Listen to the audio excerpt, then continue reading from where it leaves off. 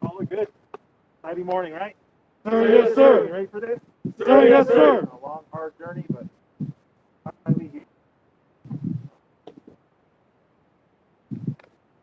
Start ceremony. Long, important. So remember it, what everybody's telling you and everything said, because it won't happen again. This is a once in a lifetime. First time you're going to get your badge, first time you graduate. Try to make it as nice as you can, given the circumstances. Do a little bit more, but unfortunately, we're in right now, COVID, so, but it's still going to be something you'll never forget. So, we're good. See you in a few minutes.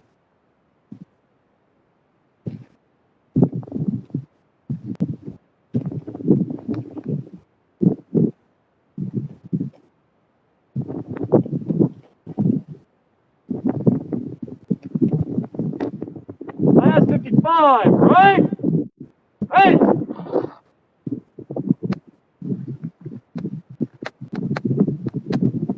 Forward.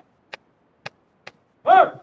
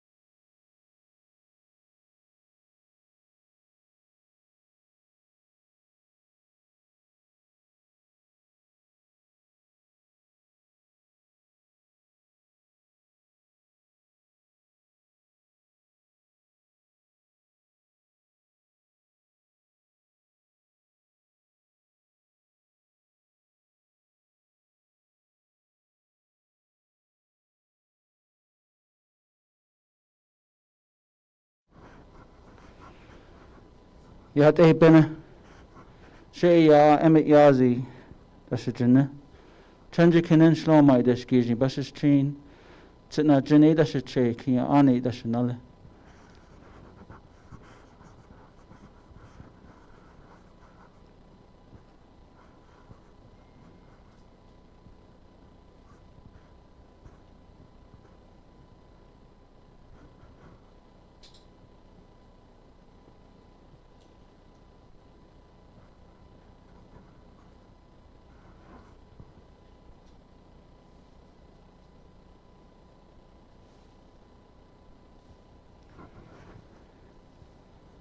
Good morning, everybody who's watching through Facebook Live.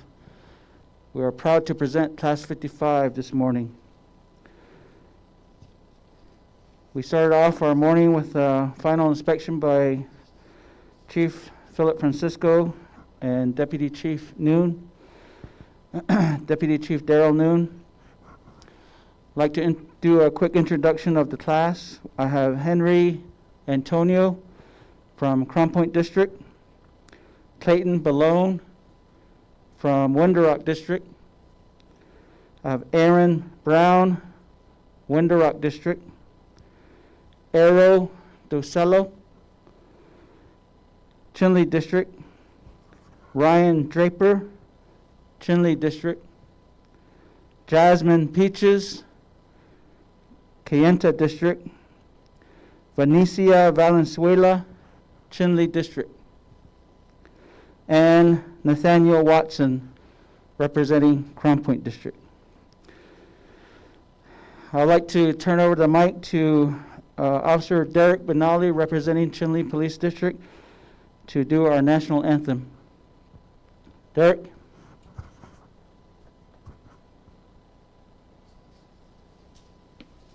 Pass. He's at arms.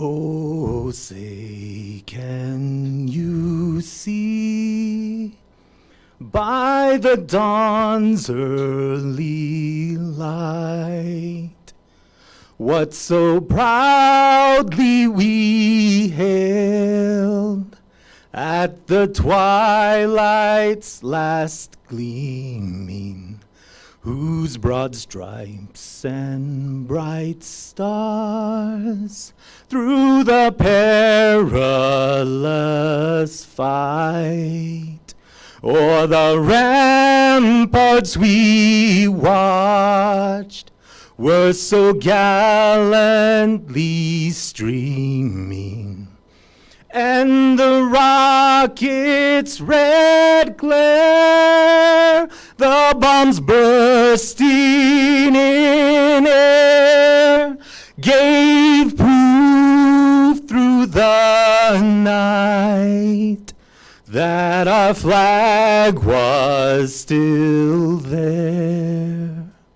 Oh, say, does that star-spangled banner yet wave o'er the land of the free and the home of the brave?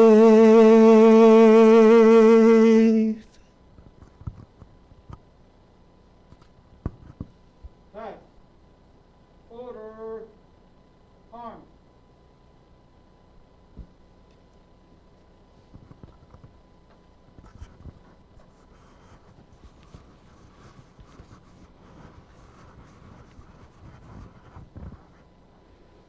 I'd like to present Recruit Training Officer, Officer Lucy Dan, to do our opening prayer.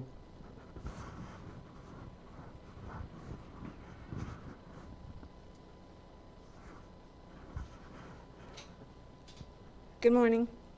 My name's Lucy Dan, Recruit Training Officer here at the Navajo Police Training Academy. I'm proud of all 8. I've been with them, I think, since April, and I'm very proud. And I'm honored to do the opening prayer.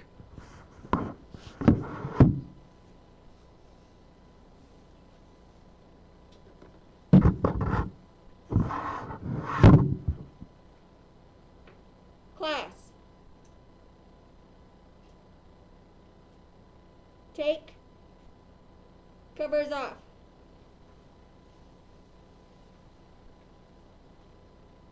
Bow your heads in prayer. Dear Lord, forgive us our sins as we come to you today. to bless the 8 recruits for graduating, asking for prayer of safety for all, not just 8, but all the officers on the Navajo reservation, and also all the people on the Navajo reservation, for us all to get our warrior spirit to overcome all our adversities. In your name I pray. Amen.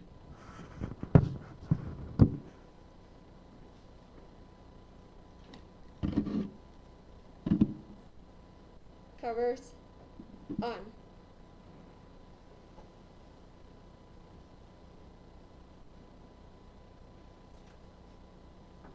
Take seats.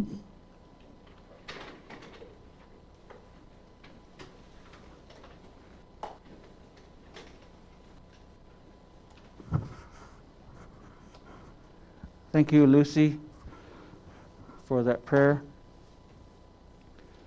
I'd like to introduce our Advanced Officer Training Section, also our background investigator and recruiter, Police Officer Wallace Billie.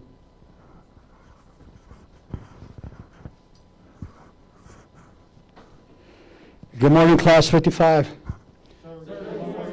Good morning to everybody that's viewing this graduation. This is a special day for these recruits of Class 55. They started in April, and the first 2 weeks were pretty good. But then, you know, with everything that's going on the Navajo Nation, across the United States and the world, with coronavirus, the virus actually, you know, ended up coming into the academy, and we were shut down for over a whole month.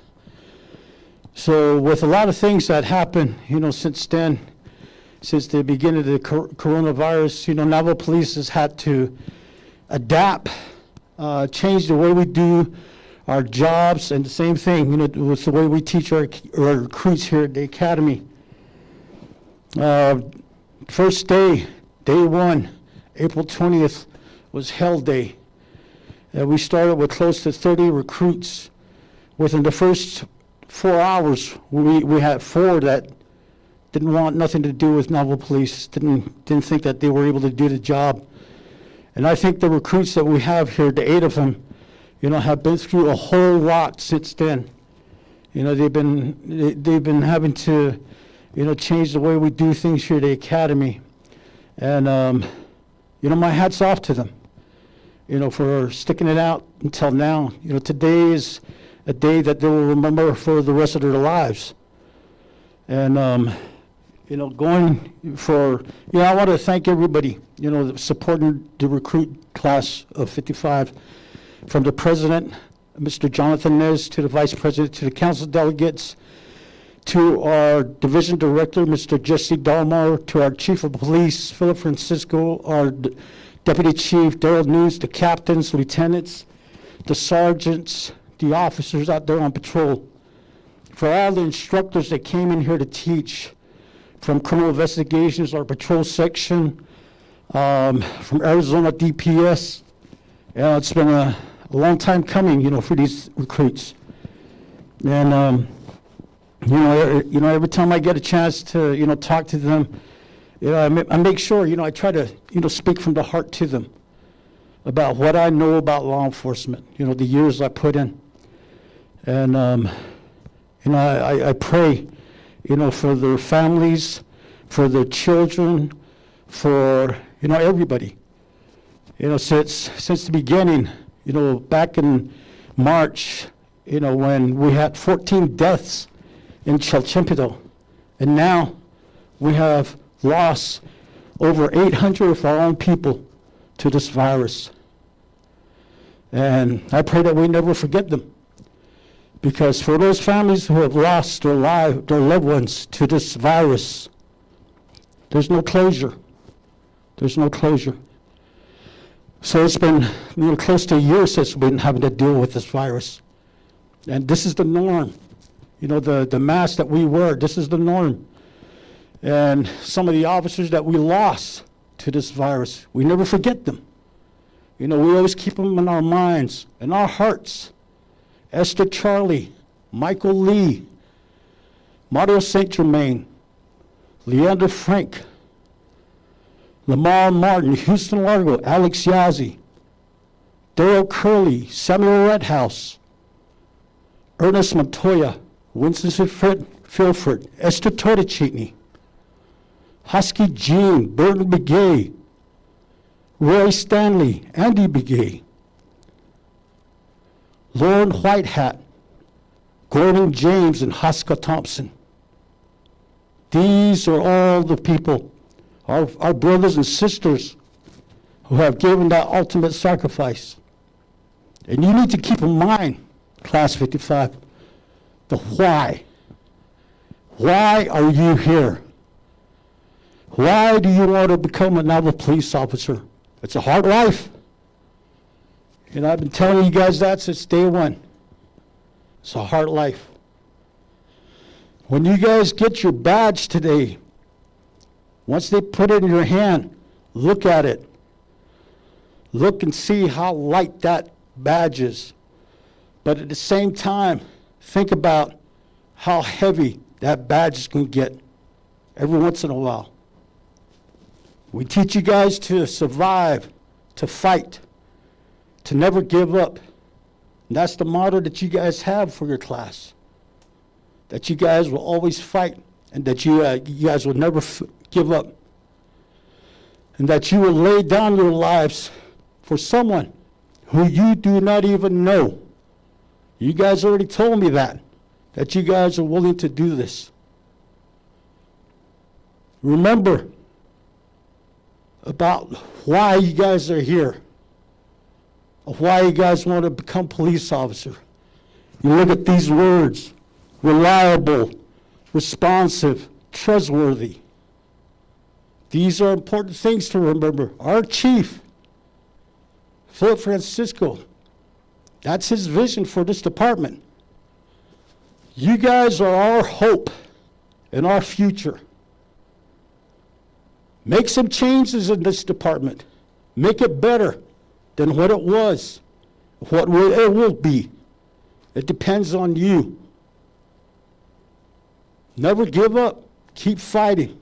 Survive. Think about your children. Think about your parents. I already told you about my grandma. She never had no education. So my son, Mary Katie Tolyanda, she never had no education. She didn't know how to speak English. But when I became a police officer, she told me in Navajo, Shiyaj, Katsalasandli, Yegot Nebits Asens, Adets and Ada arrowheads and Jahan Del, Yegot Citizen, she don't need. Meaning, you are now a police officer. You stand in the way of people. You protect people. There's going to be arrowheads, bones flying at you. Pray. Have faith. Believe in something. You guys are here for a reason. And that reason is to save lives. It's to protect lives. We shouldn't have people telling us how to do our job. Every day when you put on your uniform, the traditions that we have as a Navajo police officer is to respect, to communicate, to have compassion for everybody. Not just our people, but everybody. Think about your grandmas, again, your children. You guys, after you guys graduate, you still have three more months of training, field training program. Learn as much as you guys can. Always do the right thing. Remember, if you do wrong, remember what I told you about extreme ownership. You owe up. I talked to you guys about the blue line. It's not about family. It's about doing the right thing each and every day when you put on this uniform. It's about taking care of yourselves. I'm very humble, to be here talking to you guys. And we'll always be here for you guys. The recruit training officers that we had here Robert Williams, Lucy Dan, Carletta So Tabahanzo, the three of them, of everything that they taught you. Never forget your skills. Never forget about firearms, defensive tactics. But the biggest thing is taking care of your people. Always being there for them. Remember what I talked to you guys about going inside a convenience store in uniform. And you see that old boy, that old girl looking up to you. And that old boy, that old Navajo boy, that old Navajo girl looking up to you, standing there looking at you in awe because of who you are. You guys are our heroes. You guys are our warriors. Never forget that. Never forget about what you fight for. We care about you. We love you. And may God bless you and your family and your children from here on in and the rest of your life. Inshallah.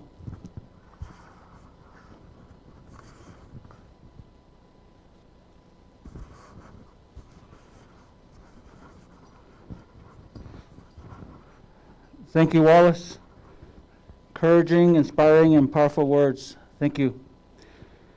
At this time, I would like to introduce one of our representatives from the Law and Order Committee, representing the 24th Navajo Nation Council, Mr. Eugene So.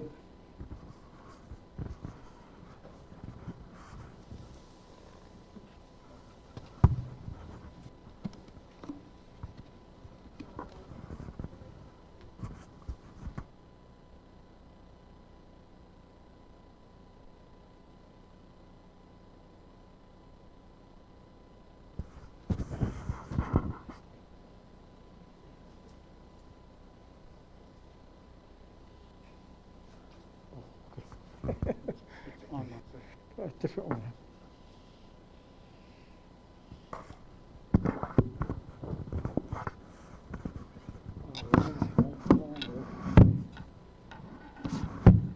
Keep my head up.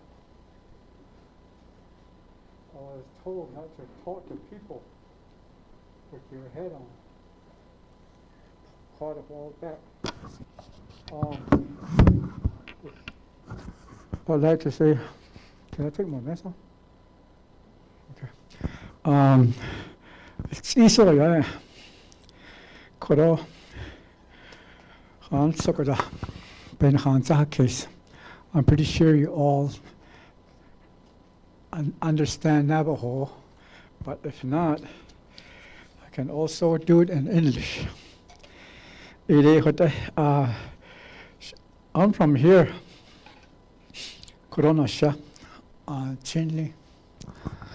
And I was born and raised, and I'm now 68 years old.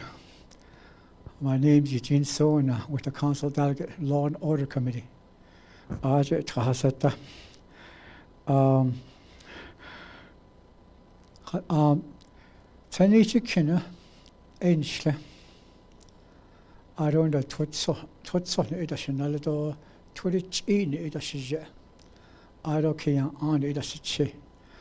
Quite a while back, all the land was occupied by clan system. In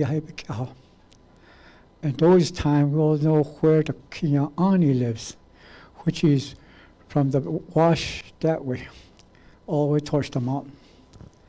And the Twitichini, from all the way from Salana, all the way to the canyon up here, past the little White House.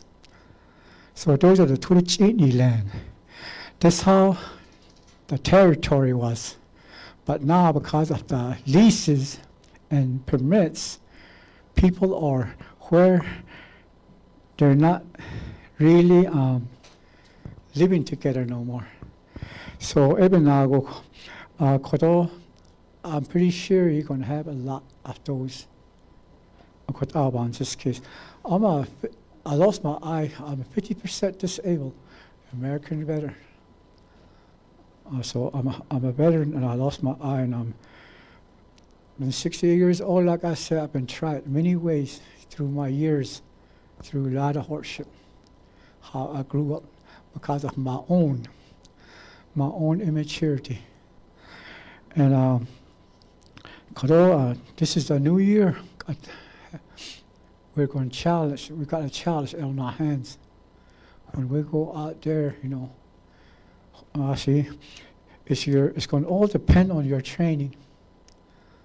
When I was in a boot camp, I can't really remember all of it, but when I was about 18 years old, from 17 to 18 in Fort Polk, Louisiana, I know how boot camp was. Then from there, you go into AIT, Advanced Infantry Training, and then go to a boot camp. So those are the things that, it's hard, really hard. So I think you guys made it.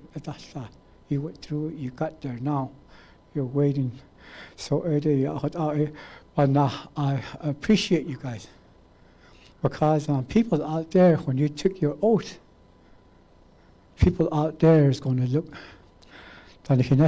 for your reliability. How are you going to be relied on? Like when you have a good parent, you always rely on your mom or your dad. And they're always there for you. When you need help, they're right there. And that's how the community is going to see you. I don't be responsive. Like sometimes you kind of get immature when somebody doesn't respond back real fast, like maybe on your email or your texting or whatever, and trying to wait for them to respond. So those are the things that's what it's all about, is growing up emotionally. It's really important, because when you're going to be trusted with something, there's a lot of things that you've been taught and trained on. That's what they're going to trust you on. How fast, you're going to be reacting quickly and positively. That's what they're going to look for you. That's why when they call you, you be there and you respond and you being trusted because you have a badge and you train for it. And you guys went through it. So even now, that's how the people's going to look at you. So you guys are going to be something that's going to be like a mom and a dad to the community. Something happens, call, you're right there. Either in a way where you can just maybe help an old man like me or old lady or some little kids or something, or all the way to the one that you don't want to see. You have to draw a weapon. That's really that's all you train for. That's why you're trusted. That's why you guys are here. You can graduate, get your badge, take your oath, and take care of the people. How we see it is how I see it. When I was a young man, policemen used to ride horses.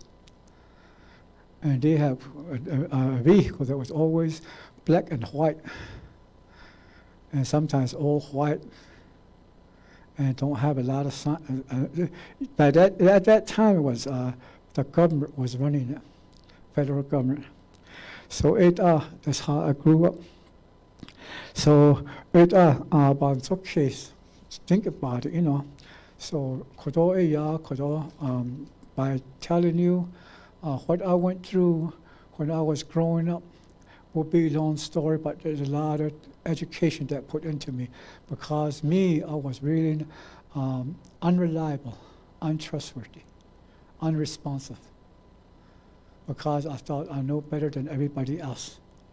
That's the main thing, you have to keep calm on it, because if you think, some people like what's going on out in the United States, they're talking about policeman reform, and defunding, etc., because of what's happening out there. It's been some policemen out there or using it, to hurt other people that are not in their colors. So even now, I see you guys are here to graduate. And I really congratulate you from the bottom of my heart, because I've been using police department most of my life for their response, and they're helping me. Every time when I called, they would help me. And every time when I'm an alcoholic too. When I used to be drunk, they used to pick me up, put me in a safe place. But one day, I got caught for DUI. I was so bad to myself in jail. When I came out, I went to that policeman and said, thank you. Thank you. I would have been out there killed somebody, or I would have killed myself. I would have ended up in the hospital or some sanitary. I hugged him, even though he wasn't understanding what I was trying to do to him. But I gave him a hug and said, thank you. So from then on, I don't drink and drive no more. And I stopped drinking, that's about almost 38 years now. Because I stopped drinking. Because I know what you guys are trying to do is trying to save the people. And there's a lot out there. It's getting worse and worse. And I commend you for that, to go out there and do your job. And I really congratulate you all, every one of you guys. Go forward and do the right job and be happy among people. Get to know the people, and they'll get to know you. I got to know a lot of policemen. They're the old ones, some retired. I still shake their hand, we still have a conversation. So it's good that way. Be with the people. Thank you and congratulate you, every one of you guys. To let you know that right now we're in epidemic. There's a lot of things. I tried sponsored legislation to get a citation for curfew, for executive order, but the council didn't favor my resolution, because that way it's going to be easy for the prosecutor to prosecute somebody for a reason. So there are some lot of open ends out there in the code too. So that's what I'm trying to go after myself. So so I'm pretty sure you guys are ready and ready to go. Thank you.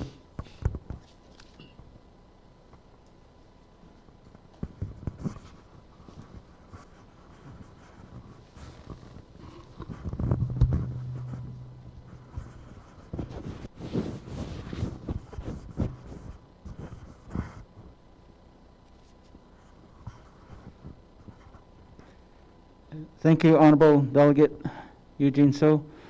At this time, we're going to turn over some time to Vice President of the Navajo Nation, Myron Lizer. Vice President pre-recorded his message to Class 55.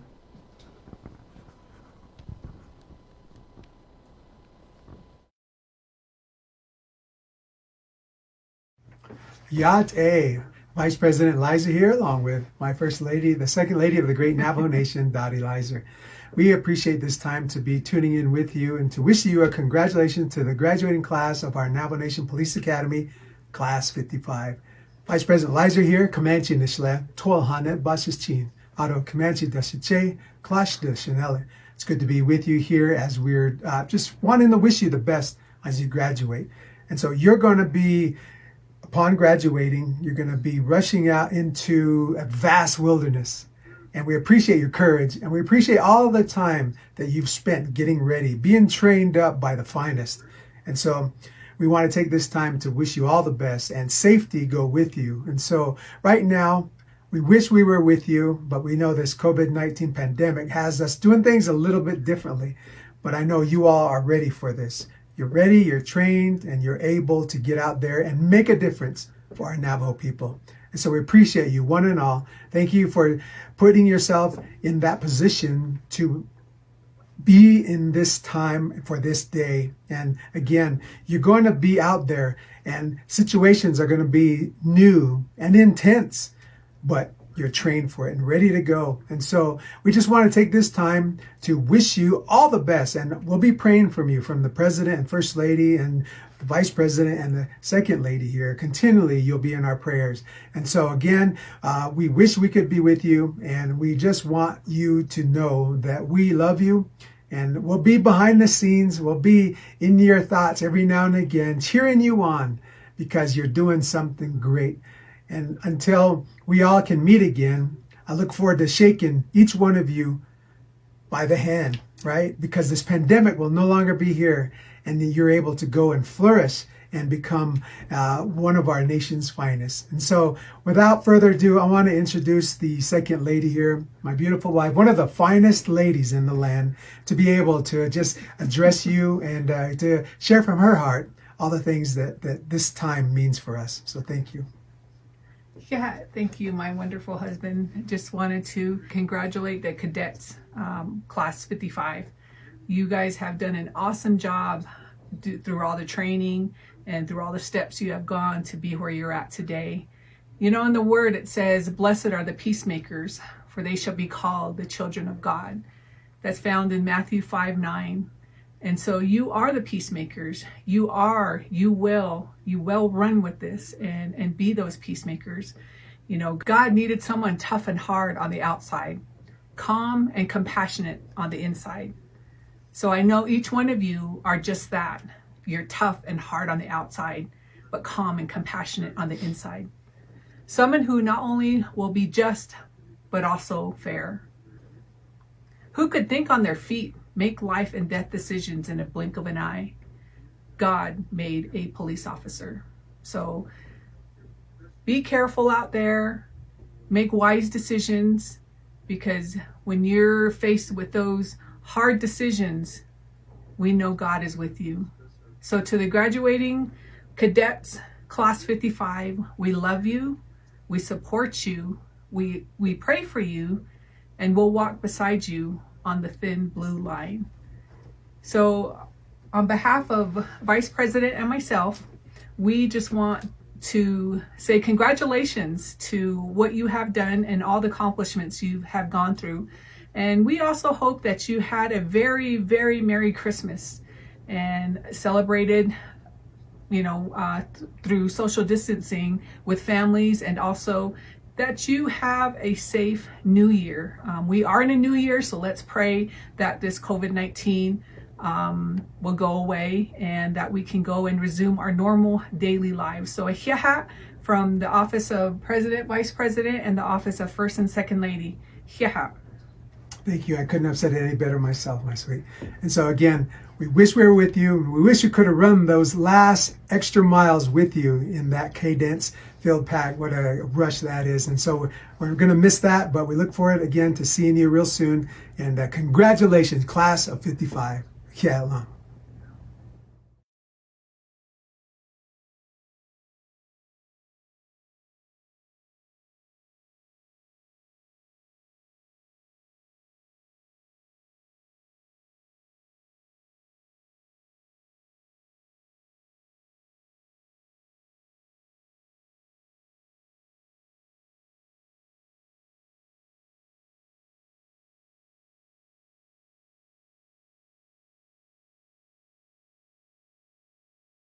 Our Honorable Navajo Nation President, Jonathan Nez. Jonathan has always been supportive of the Navajo Police Academy, of the Navajo Police Department, and he's always followed up, called us, hey, how's the class doing? How's the progress? Where are they at now? And so it really means a lot for the President to support not only the Navajo Police Department, but also to support the Navajo Police Training Academy.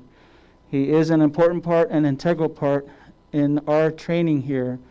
So it's my pleasure to, again, present to you guys Honorable Navajo Nation President Jonathan Nez.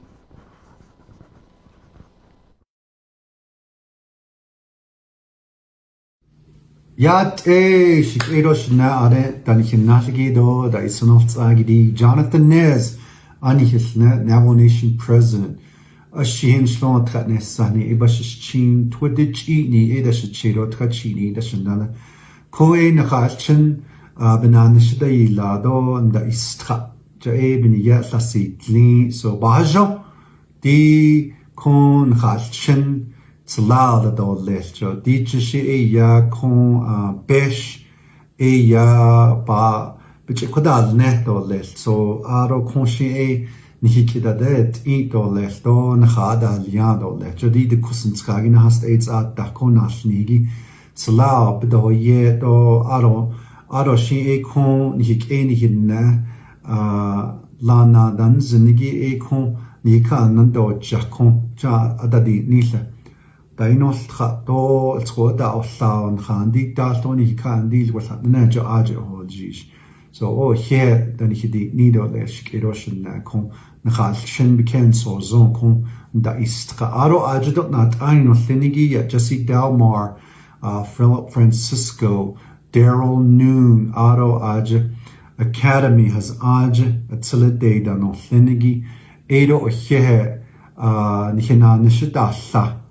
Ba hele aro emet yazi nado ejoe niche aje laje nat ani lido kodo nachalchen da istra do ba hele so di nachlegi bnina got da ilne di bin dal kidigi so ishi o oni his bells do left so a shon sande tlende ya le Chinle bin da jinegi kinsa anigi kota da il ina kajudi nasnegi bnina kota da il ne do less so hadai not nido here than he did nido less want to also say to everybody once again too that continue to follow COVID-19 protocols and that's the reason why we're having this graduation, this virtual graduation because of the pandemic.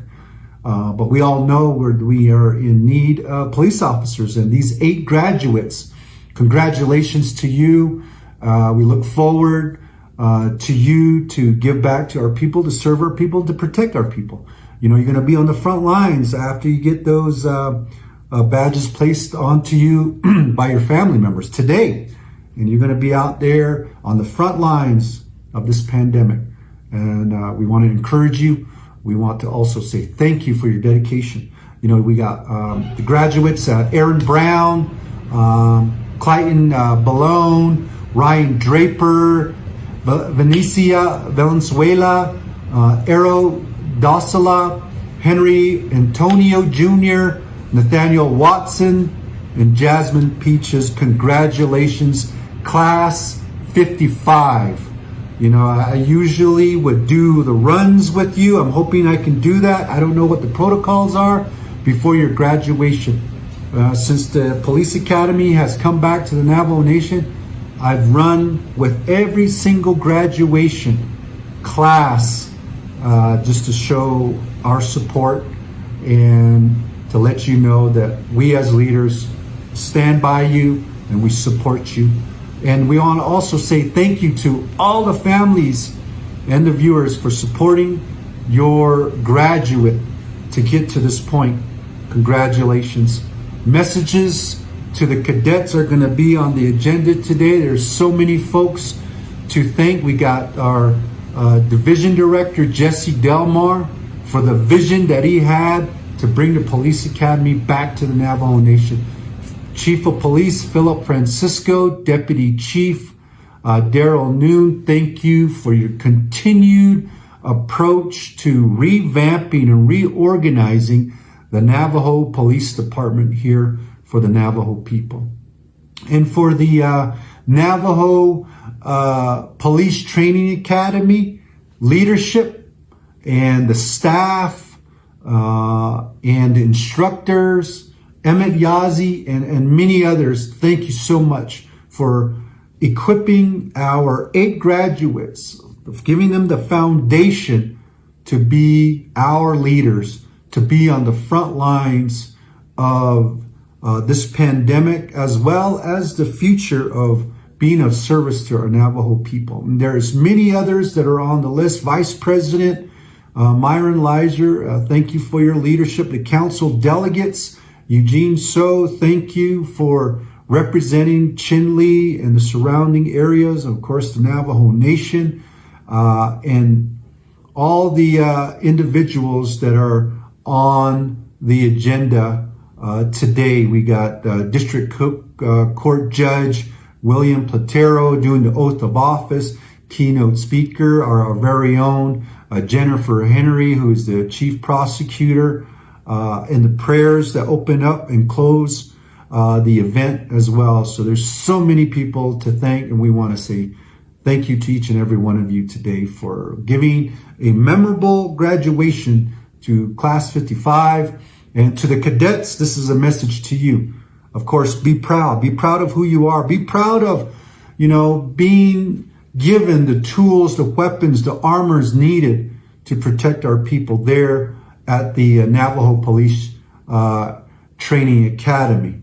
It's a little different than those outside the nation, but you are given our way of life teaching, our culture, our tradition, using our language as well, which you cannot get off the Navajo Nation.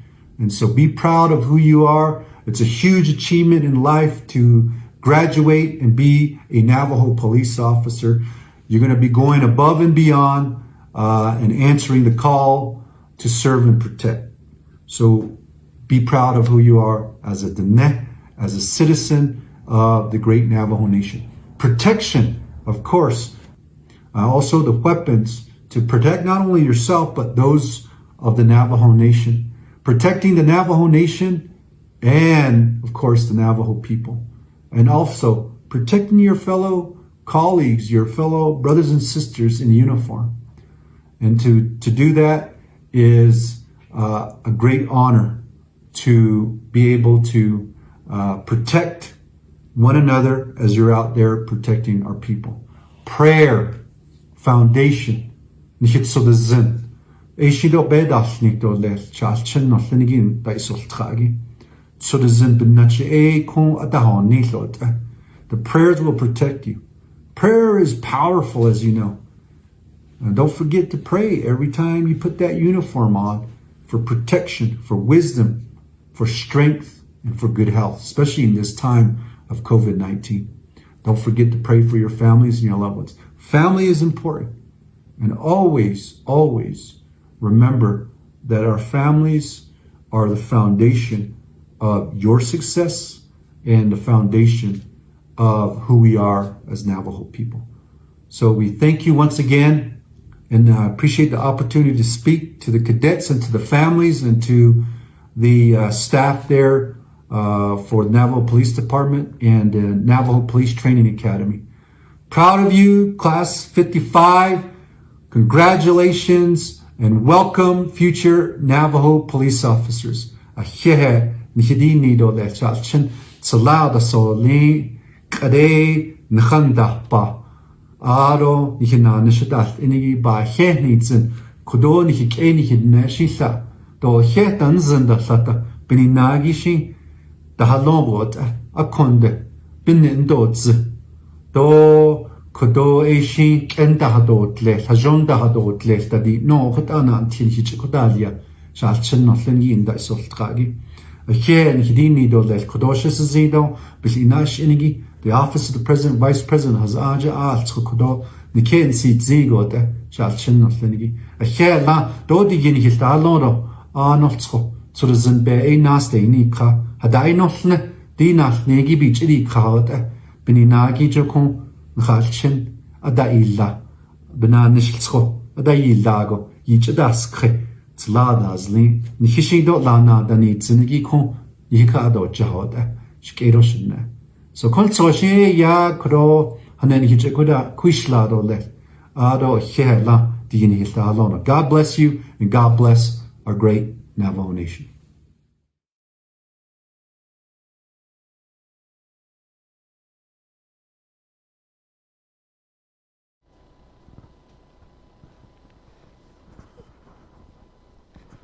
Thank you, Honorable President Jonathan Nez. You've always been inspiring. You've always motivated our troops, everybody from the chief of police on down to our police recruits, our administrative staff. Thank you for those very encouraging and inspiring words. At this time, I would like to present our Executive Director, Jesse Delmar. Before we actually present him up here, we do have an award for him. Jesse is, like the President said, he gave us a big, huge task, and he gave us a huge responsibility. And one of those things was actually restarting the Navajo Police Training Academy. And with his leadership and his pick of a chief who also expected responsibility and had expectations of us. And so it really means a lot that he is kind of one of the forefathers of reestablishing, resetting up the Navajo Police Training Academy and bringing it back here to Navajo. This award is awarded to Jesse Delmar, preparing law enforcement professionals for service and duty. Excellence is never an accident. It is always the result of high intention, sincere effort, and intelligent execution. It represents the wise choice of many alternatives. Choice, not chance, determines your destiny. Director Delmar.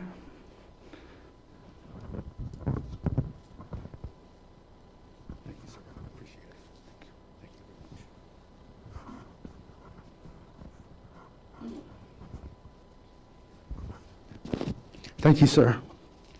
Thank you very much. I'm a very emotional person, and things like this really touch me. And I appreciate it, Lieutenant, for this recognition. I just want to say,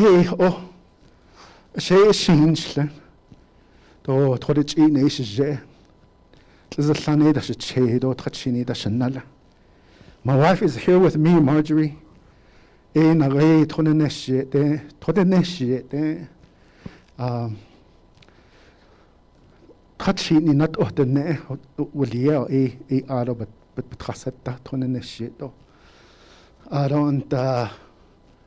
saw a name, Peaches, in here. Peaches,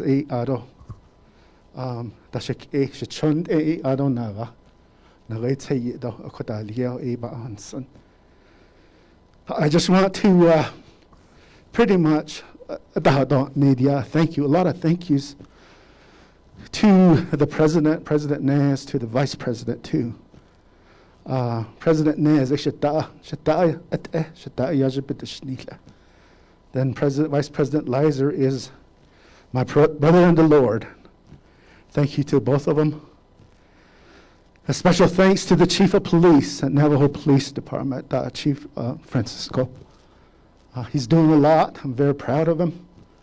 I just encourage him every day. A lot of things to still accomplish. There's a lot of issues that we have as Navajo people. Then the 24th Navajo Nation Council, thank you to the Law and Order Committee. I want to mention those people. Then I want to mention the Navajo people too as well for their support. And most of all to you, each one of you, the 8 of you that are sitting in here. Thank you for coming forward to address the needs that we have, which is the Navajo people. They need more officers. So I want to thank you, each one of you, for stepping forward. This is a good career. First of all, let me thank your relatives too, your loved ones, that probably is supporting you to this moment right here, and a lot of pride for you stepping forward. Like the Lieutenant mentioned just a while ago, this is a little bit different, you know. Navajo Police Department, Navajo people, they're the only Indian agency, Native American Indian agency across the country that has their own police academy, besides the Indian Police Academy in Artesia. Way back when, the president mentioned this is having faith, spiritual faith. Each one of us have that. You know, when I graduated as a Navajo police recruit from the Navajo Police Academy way back when, we were lined up, there's 18 of us lined up across. And my dad, he was a Christian for life, you know, very spiritual. Every day talking to the Lord. And he came down shaking each one of our hands and telling each one of us, may the Lord protect you. And that's what I pray for you too as well, each one of you.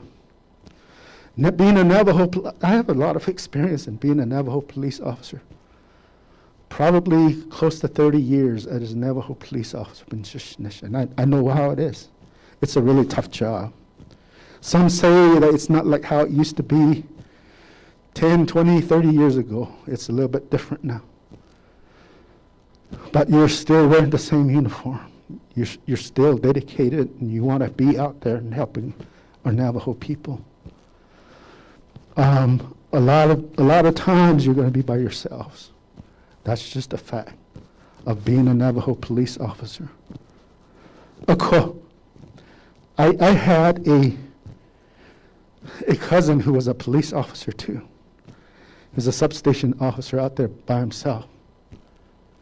When he was responding to a situation to where, you know, it could be dangerous. He said that he used to pull off the road and say a special prayer for himself. And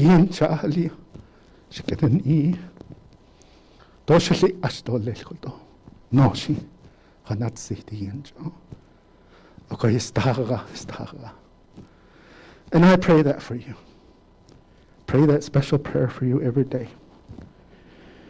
You know, when I graduated from the academy, there's this one individual who made a comment saying that, who knows where this job is going to take you? Who knows? Maybe you will have a heading in the U.S. Supreme Court with your name as a heading on a case law somewhere. I always remembered that, him telling me that, and it was true. The Ninth Circuit Court of the United States Appeals of a Court, I have a case there. That is in my name. And it's a domestic violence case. To conclude with you is that this job has been good to me, this career in law enforcement. It took me a long ways, regionally, statewide, national, and also international.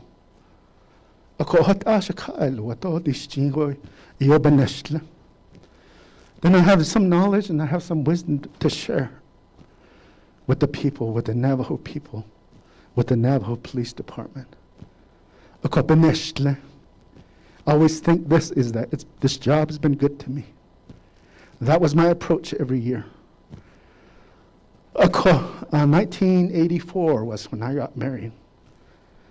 And the person that really stood by me every day, ever since then, when I had a decision to make in my career, we always taught, me and my wife did.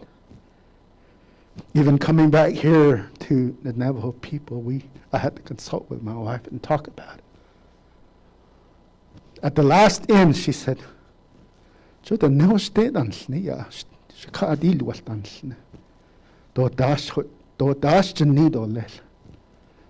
go do it. I'll be right here, you know. So to this day, I still do this job every day. I wake up to it, and I still enjoy it.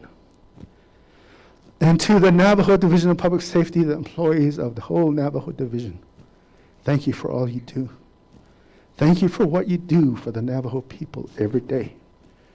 And that's the bottom line message, is that we're trying to improve services, law enforcement and public safety services for the people of this land, of this Navajo, great Navajo land. So with that, I want to congratulate you two as well for stepping forward. I know a police academy is pretty tough, pretty tough. There's a lot of physical stuff involved, of course, academics. You have to pass every exam that comes your way with a certain percentage. A lot of things involved. So, but I want to congratulate you for reaching this day, the 8 of you, for reaching this day. And encourage other people too. We have really good jobs. The salaries of the Navajo police officers are not too bad. We're competitive now with the regional areas, with other law enforcement agencies. It's not how it used to be. The benefits are a lot better now. So encourage your friends. Encourage other people to come and join us, because we need more. Thank you very much for coming this day, and I congratulate you. Thank you very much.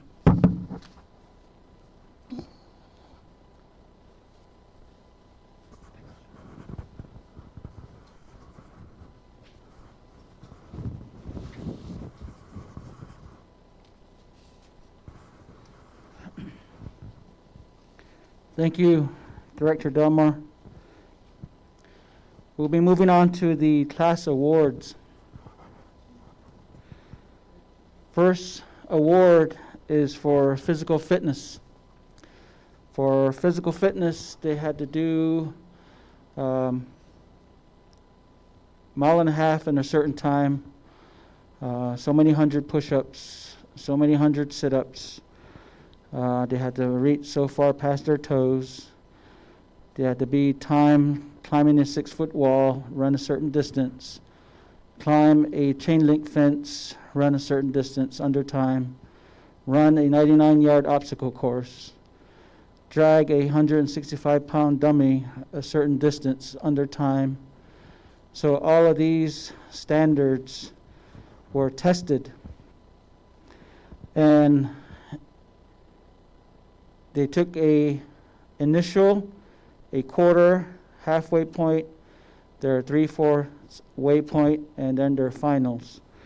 So we accumulated all the scores, we accumulated all the time, and the best time, the most push-ups, the strongest, fastest police recruit this year for Class 55.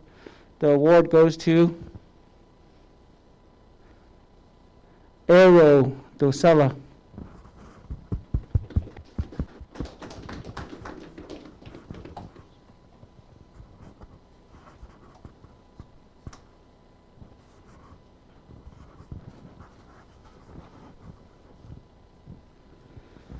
Our next award is the Firearms Award, our Top Gun, our Sharpshooter Award. Same with firearms, we required a lot of standards. They had to clear a double feed malfunction under a certain time. They had to draw with their primary hand, support hand, shoot from awkward positions on the ground, on the back, sitting, on their side. Every conceivable position we put them under, and at the end we tested. Every event was tested, and so out of our day qualifications and our night qualifications, we accumulated all those scores as well, and out of 250 points possible, perfect score, they had to get close to that mark. And so consistently, the one that was close to that mark all the time for the Firearms Award goes to Clayton Balone.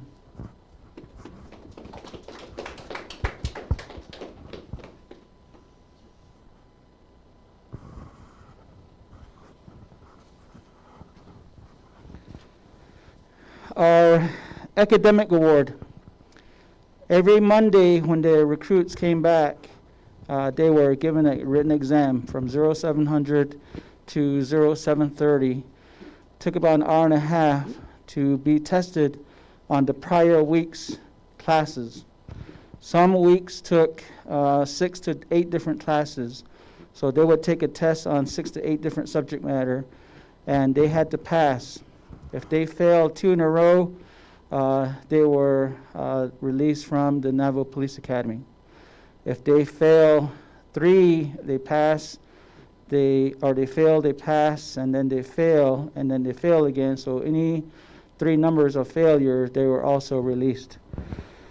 So again, out of all the exams, out of probably 22, 23 exams, written exams that this class took, the highest average for this award, academic award, goes to Clayton Balone.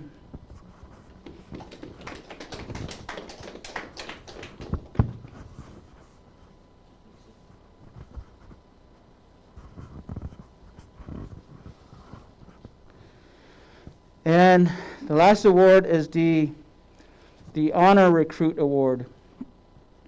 This award is kind of special. It's always been special because it's voted by their peers.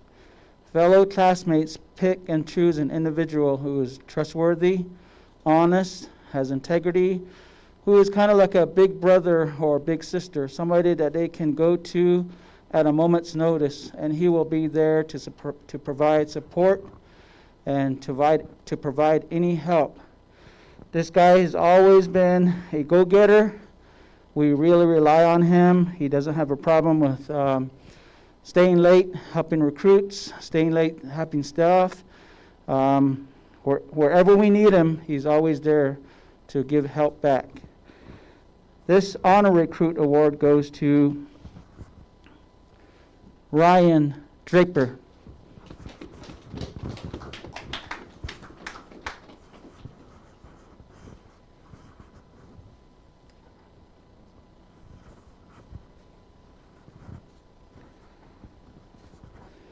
Congratulations. I'd like to turn over some time to show the class video. So, Christina.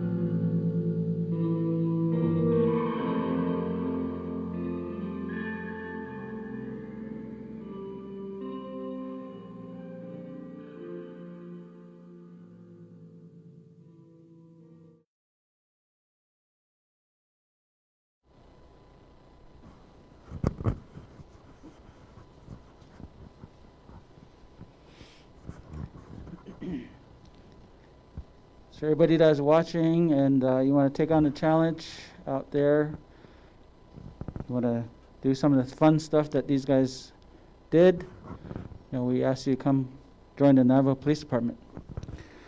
I want to say thank you to Christina, our public information officer. Christina, you did a wonderful job putting that video together. Thank you. Appreciate that. I'd like to call on Clayton Balone, our class president for Class 55, to present the Best Instructor Award.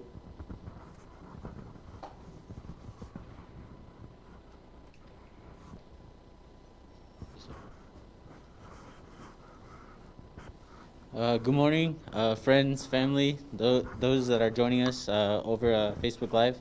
My name is Clayton Balone. As Captain said, I'll be going to the Windrock District.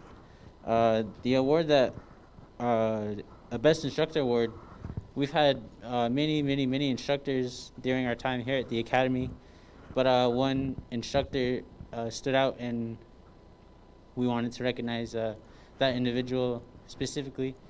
The individual that we would like to present the Best Instructor Award to is Officer Grant Keams out of Shiprock. Officer Keams was very helpful, encouraging, inspiring, and he showed us that we are better than what we are. He gave us so many amazing tips, instructions. I think the one thing that sticks with all of us, though, is he told us no matter where we are, just embrace the suck and always power through. That's what I remember most. That really sticks with me. We got Officer Keams a nice thermos cup and a gift card to Trader Joe's because the guy really likes his coffee. So I will present the award to Officer Tapahanzo because Officer Keams couldn't be with us today.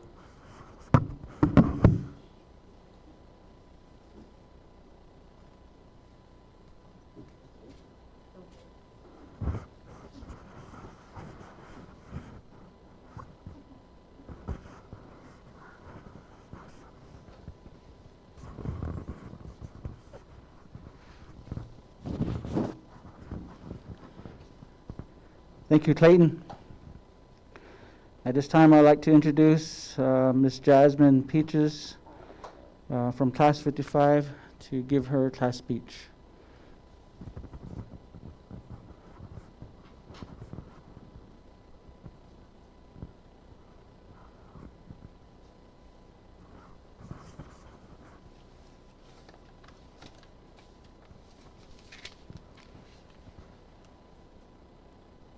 Yeah, it's in a binish.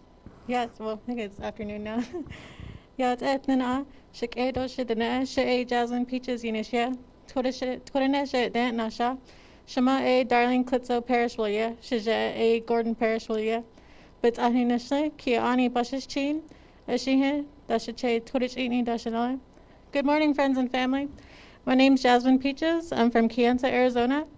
My mother is Darling Klitzo Parish, and my father is Gordon Parish. I am of the Folded Arms people, born for Towering House. The Salt people are my maternal grandfathers. Bitter Water are my paternal grandfathers. I am 28 years old, and I have 3 children.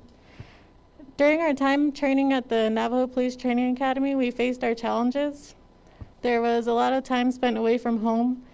There was a great deal of support from our spouses and significant others, and also our children. We were able to make the best of our time we had at home. Several of us, we were traveling back and forth home every day, at least an hour, more than an hour. We were also the first class to do a lot of lectures and trainings through the teleconference, which also brought challenges with the COVID. It was hard to bring in instructors, and when we had to go out of state for training, we had to quarantine before we were able to attend our classes. Several months into the academy, a majority of the recruits tested positive for COVID. After we recovered, we continued our training, and our academy was extended as a result. We spent long, cold hours at the range. When the snow started falling, we remained positive, and we continued pushing forward. As a class, we came together and encouraged one another. With the training we received, we will be able to help the people We will never be afraid of what we can do and what we are able to accomplish when we are pushed. We will not limit ourselves and our abilities. It will start with the way we talk and the way we walk, with the way we carry ourselves. We were taught how to defend ourselves, how to shoot, and how to save lives. People are going to expect us to fix things in their lives that are broken. They're going to expect us to fix things they're unable to fix for themselves. We will defend people and children who are unable to defend themselves. We will be the voice for the people who are unable to speak for themselves. We are all here, and we're all put on this earth with a purpose. On behalf of Class 55, I would like to acknowledge and recognize anyone who took the time to instruct or share advice.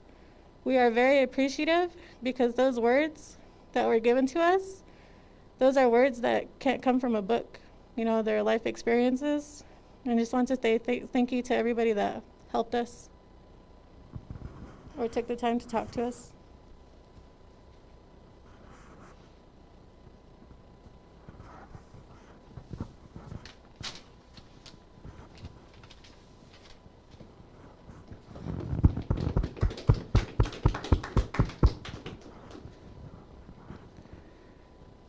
Thank you, Jasmine.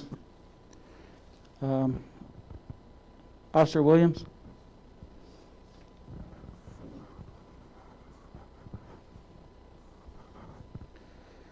Before I introduce the Chief of Police, I want to give out a special award to my immediate supervisor, Deputy Chief Noon. Chief Noon is a man of few words, but when he speaks, he speaks. And those few words, you know that it is somebody with high authority and with a lot of knowledge and expertise.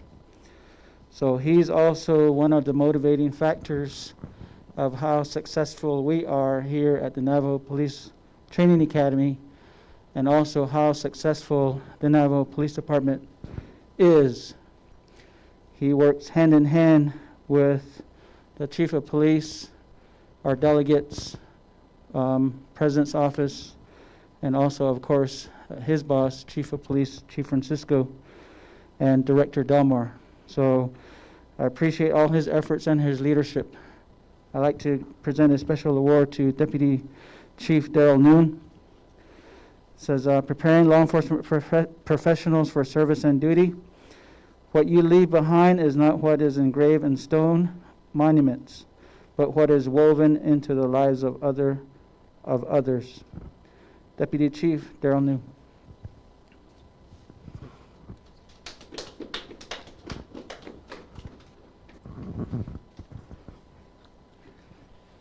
Well, this was unexpected. I didn't write anything down, and I'm a man of few words, but I appreciate all of you for getting through this difficult time.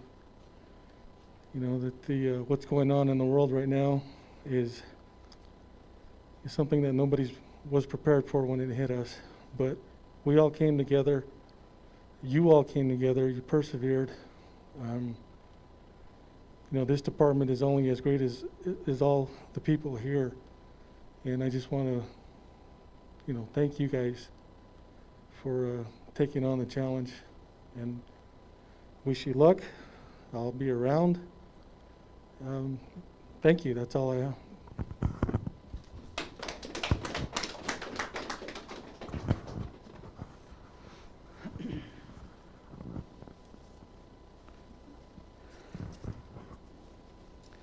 Also, we got an award for Chief Philip Francisco.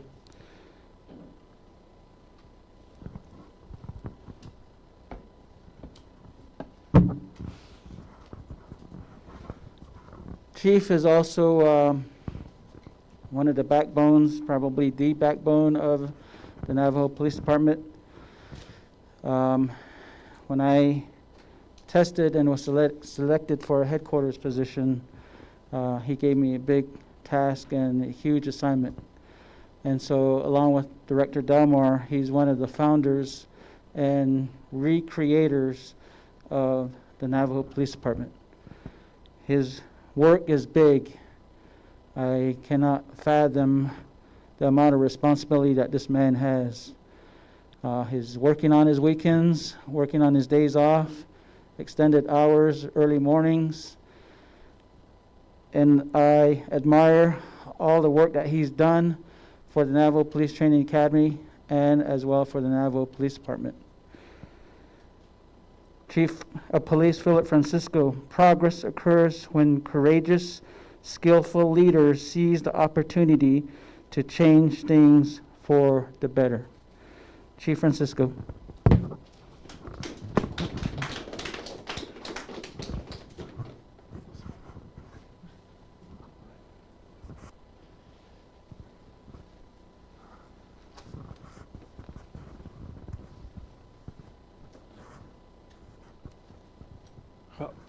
Thank you. That was unexpected also, so I really appreciate, everybody's hard work at the Academy here to make this reality and push forward. I know it was very difficult during this time this year with COVID, and we had to reinvent the wheel. We had to do things totally different, so it was a lot of trial and error, but we persevered, and we're here today. So for all the staff's effort, Captain Yazi, all the RTOs, everybody here, every person with the police department really had to step up to make this happen. So I thank all my staff and everybody and all of you here for sticking it out. So good morning. I'm Philip Francisco, if you don't know. I'm the Chief of Police for Navajo Police Department. I am Billie Ghana, born for Hashklishni and Todachini.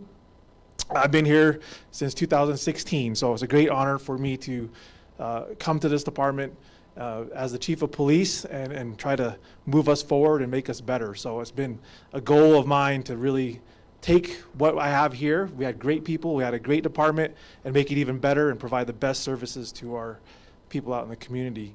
So it's a great honor for me to be here, and to graduate recruits is one of my greatest pleasures. I did a lot of training of officers through my career, and I think that's where it starts.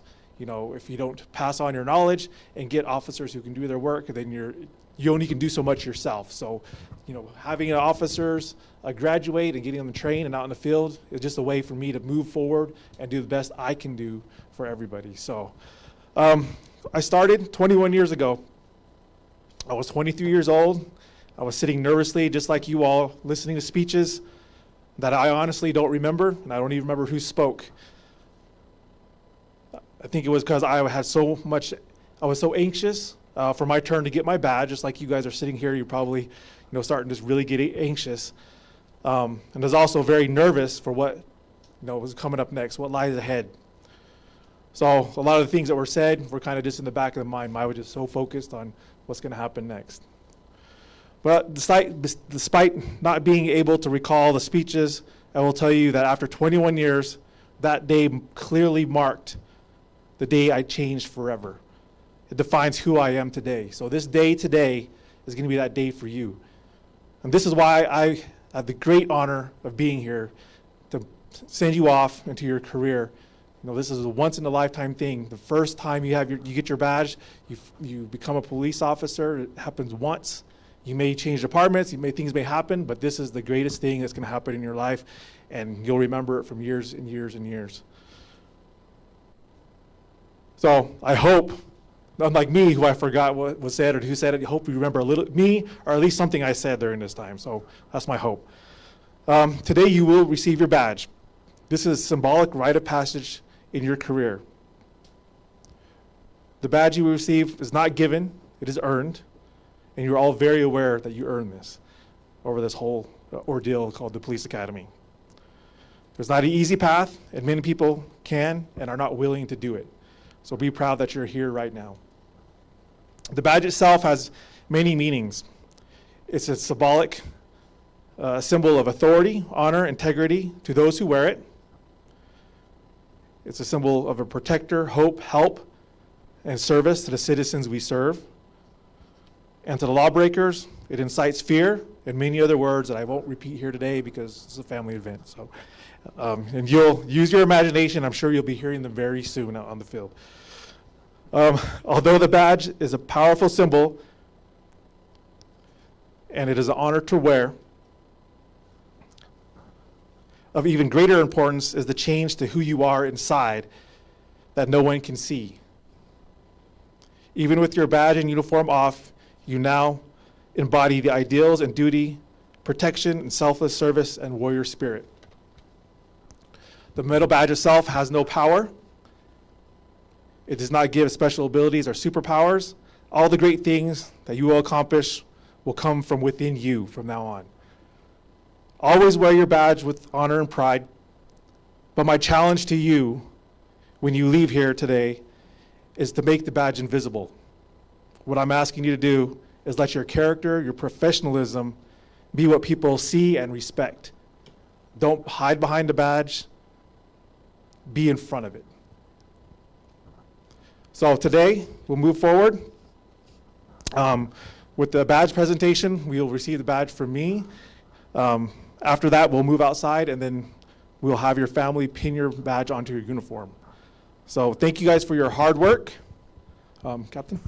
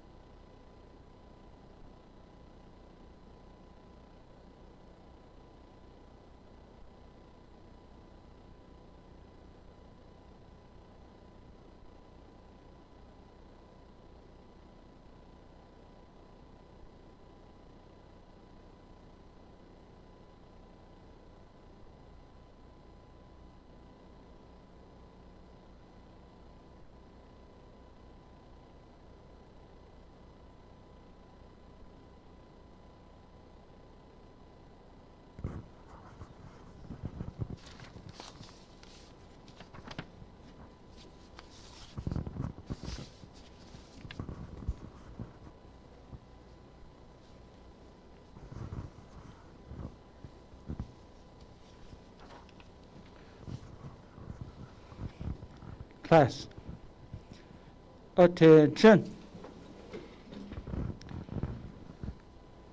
Representing Crown Point Police District, Crown Point District, Henry Antonio.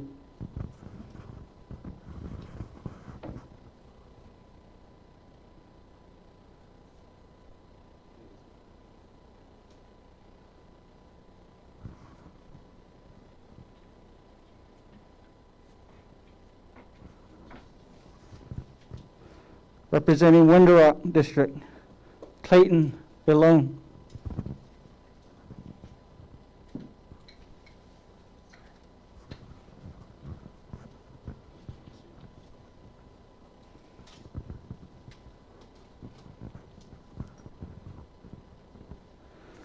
Representing Window Rock District, Aaron Brown.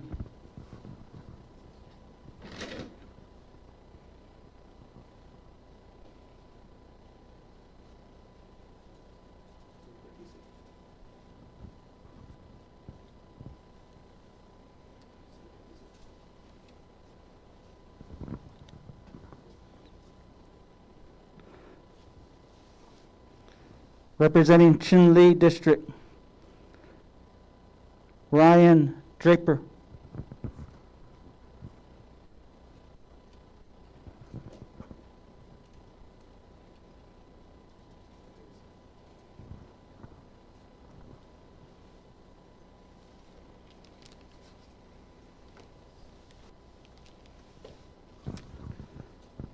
Representing Kayenta District, Jasmine Peaches.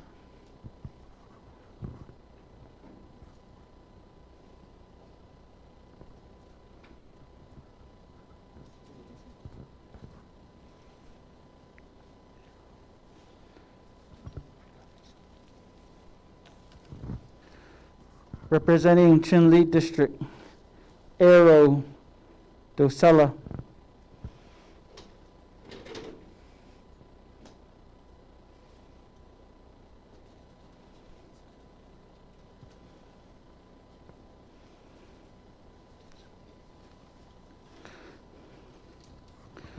Representing Chinle District, Venecia Valenzuela.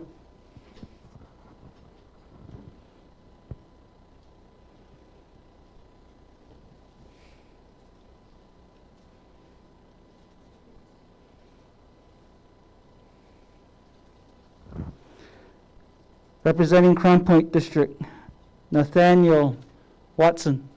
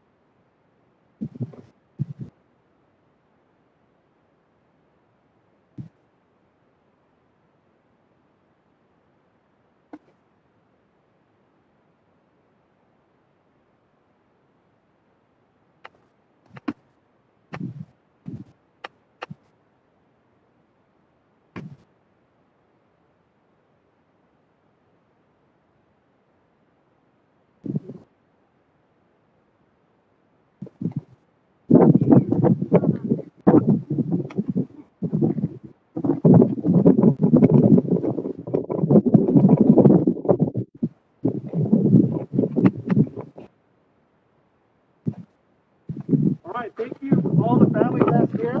This is a great day for your police recruit, male, son, daughter, whatever it may be. It's a great day that marks the first day they will have the badge on their uniform, becoming a police officer for the first time. It's a very big deal, and it's an honor that they choose you for this symbolic day to pin the badge on their uniform. So you must be very special in their life. Either you help them through this to get to this point, or very special, significant to them. You be chosen to pin the badge. So thank you all for coming out here, and thank you for supporting these officers, soon to be officers, in this long, hard ordeal, especially with this COVID environment. And thank you for adapting with us.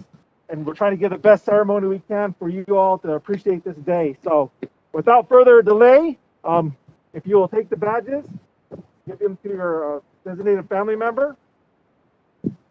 I'll give you a few minutes to kind of get it sorted out.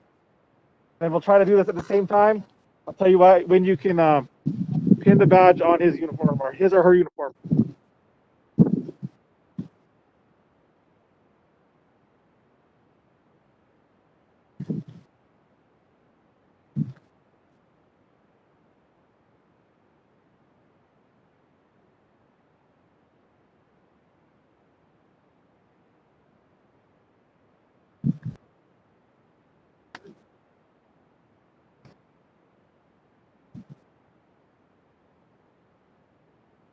All right, you all may pin the badge now.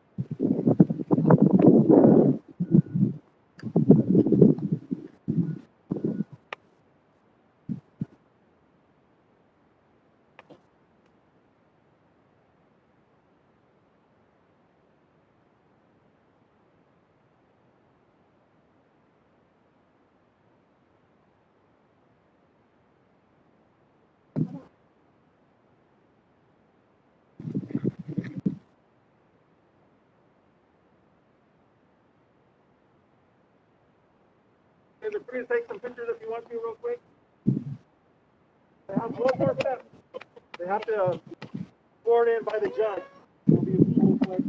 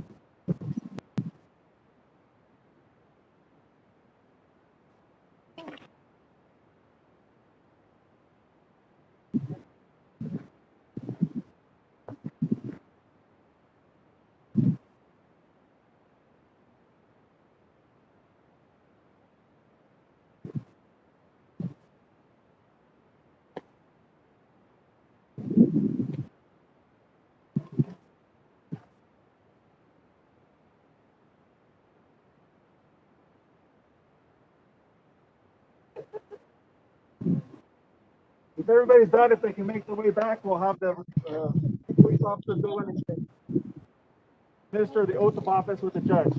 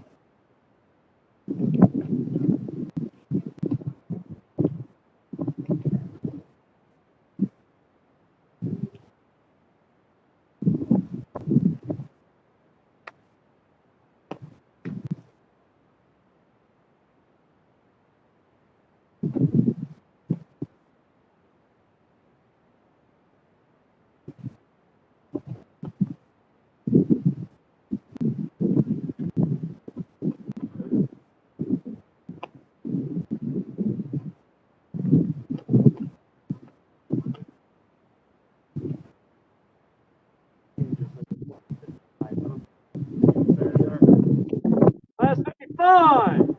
Right. Right. Forward. Work.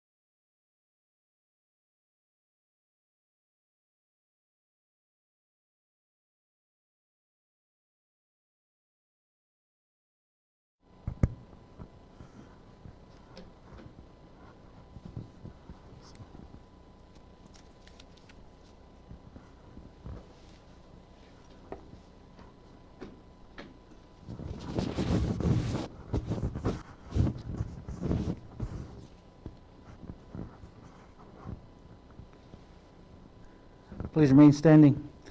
At this time, I'd like to call up Honorable Judge William Patero to administer the oath of office. Sir?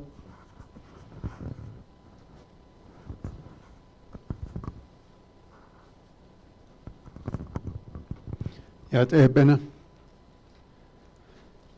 Akuishi alkala da kwa chahon kwa ni kharil gol kwage. Sala dan lanigin da altra da shalno.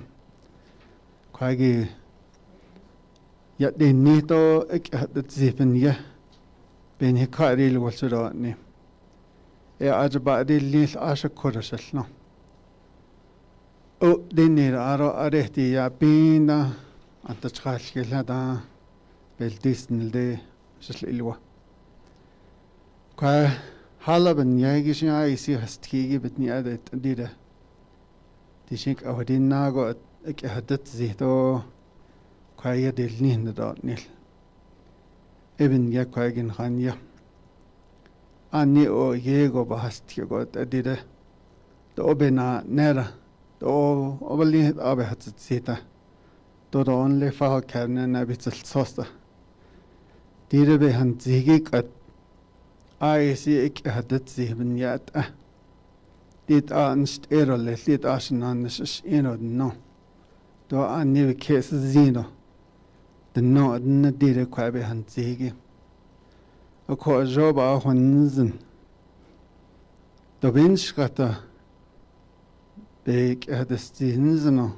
a ca or little an needy schlittens do an the case zero little nzano go ya o this jibbe haditze aro ya the dilne aro koro nasto da nya the case zero little. Now I'm going to speak to you in a foreign language. I want to be the first to say congratulations for making it this far. And then also for you to take the effort, and I know it was a lot of effort, to get yourself to this point. These are one of those life moments that you're going to remember for the rest of your life. And it's important that we take the time to do what needs to be done in a way that reflects great honor and respect to your profession as a police officer. And for that reason, I felt it necessary to come all the way here from Albuquerque to do your oath of office in person, instead of doing it through the video. I think this is something that needs to be done in a respectful manner. The oath of office is not something that you just say and file it away in a file cabinet. An oath of office is a promise that you're going to make today. First, to the people within the Navajo Nation, and then secondly, to yourself. The first part requires you to uphold the law at all times while you're in uniform. Secondly, it requires you to carefully exercise your authority as a police officer, being mindful that you still have limitations in your authority and to work within those limitations. Thirdly, you're required to know the law. So your training does not end here. It's really just the beginning. You need to understand that from here on out, you're going to be required to enforce the law. But more importantly, you need to know the law, so that you know what you're enforcing when you're out there. So take that time and make that effort to start to learn what the law is. Secondly, the personal promise that you're making. means that you're changing your lifestyle. The person you were before you came to the academy is gone, long gone now. From this day forth, after you take your oath, you're going to be a different person. You're going to be required to live a different lifestyle. It is definitely going to be a lonely life from here on out for you. The reason being is you're not going to be able to hang out with your friends, with the things that you used to do.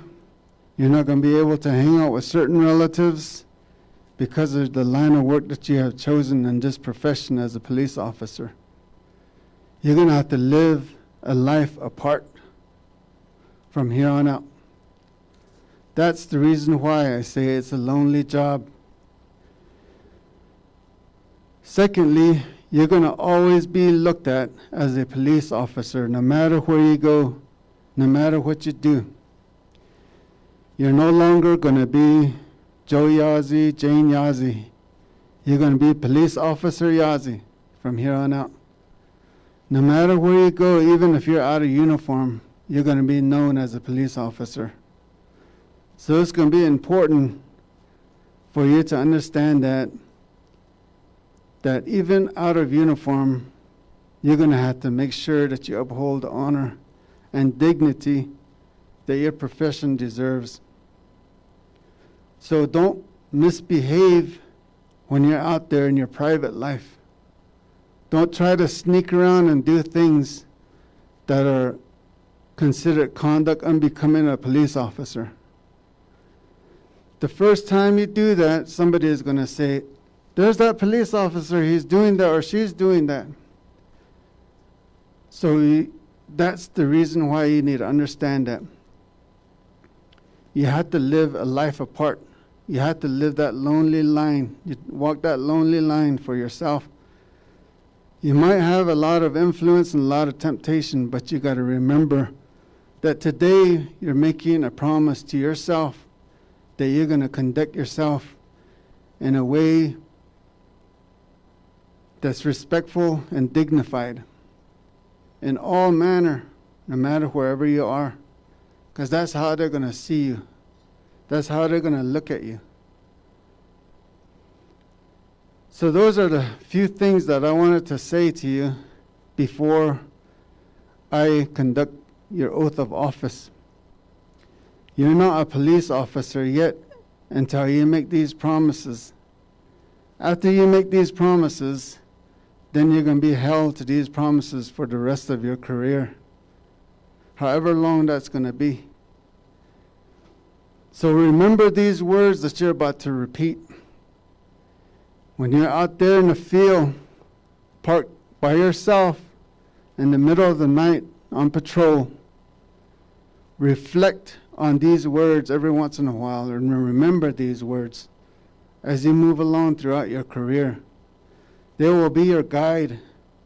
They will be what keeps you straight and narrow on that thin blue line that they talk about. That's really what that thin blue line is that lifeline that you're going to live separate apart from everybody else. It's not separating yourself from anybody, but for yourself. And it's important for you to remember that. So every time you take this oath throughout your career, remember what I said. Don't just say these words and file it away. Live that oath. Be that example so that the rest of us can be confident that you're going to provide the safety and security that the Navajo people deserve without having to worry about your misbehaving, without having to worry about you letting your badge down. That's how important and sacred it is when you take this oath. You're joining a profession that has a long history.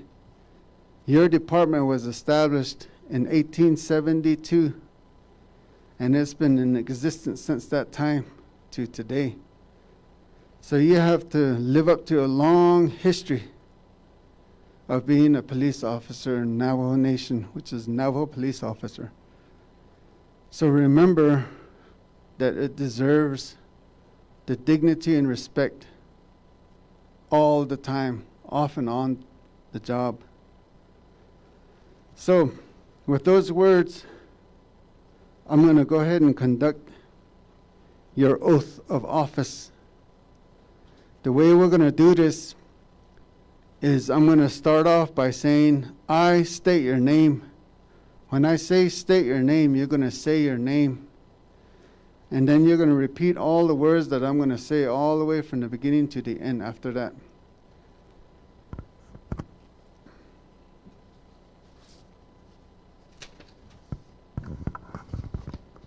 Class 55 of the Navajo Nation Police Academy. Please raise your right hand and repeat after me. I state your name. Do solemnly swear that I will support the Constitution of the United States of America and the laws of the states of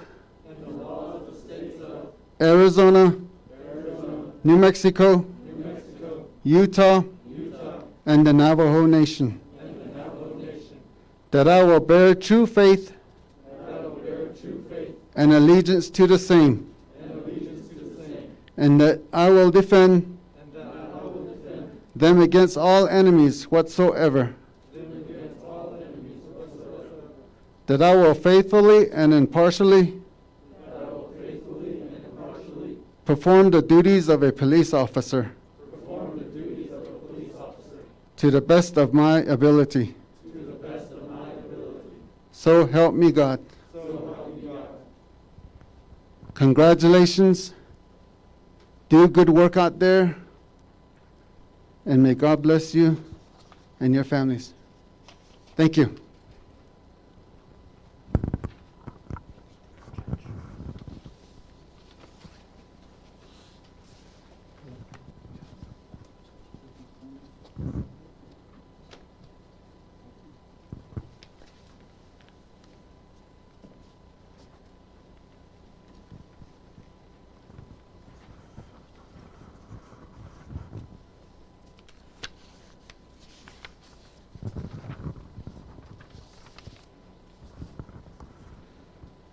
Class 55, go ahead and put your hands down.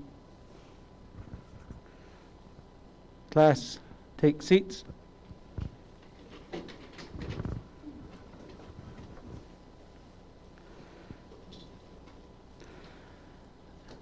Thank you, Judge Patero. Very, very true and inspiring words, and you just reaffirm not only our values, but our honor as well. So thank you for participating with us and giving us the oath. I want to give a special message to everybody who participated with Class 55, who supported them and was there for every one of Class 55 as well as the staff. So there's a little message from Class 55, if you guys have that section. I'll just read it through. It says, to our instructors and to our leaders, your words of encouragement, guidance, and advice kept us sane while chasing our dreams. We just wanted to appreciate you and express how grateful we are to work under your leadership. We are truly proud to be led by such great leaders like yourselves. Thank you for giving us guidance, respect, honor, and pride. You are truly great leaders, and all of us are proud to be led by such brilliant, outstanding people like you. Thank you for everything, Class 55. So it lists the following individuals: Division Director Jesse Delmar, Chief of Police Philip Francisco, Deputy Chief Darrell Noon, Police Captain Ronald Silversmith, Police Captain Leonard Redhorse, Police Captain Martin Page, Police Captain Leonard Williams. The district commanders are recognized: Winter Rock District, Police Lieutenant Shirley Sanicia, Shiprock District, Police Lieutenant Kim Yazi, Police Lieutenant from Crown Point District, Wendell Bitsili. Police Lieutenant Fabian Thin, Tuba City District. Police Sergeant Carlton Jim, District Commander for Chinle District. Police Lieutenant Roy at City, Kayenta District. Police Lieutenant David Butler, Delcon District. Special thanks to Wallace Billie, police officer, AOT and backgrounds, who is part of the training staff here at the Navajo Police Training Academy. Rob Williams, police officer, recruit training officer, also part of the training staff here at the Navajo Police Training Academy. Lucy Dan, police officer, recruit training officer, MPTA, Navajo Police Training Academy. Carletta So Tapahanzo, police officer, Navajo Police Training Academy. She's one of the recruit training officers. So let's give them a round of applause, class.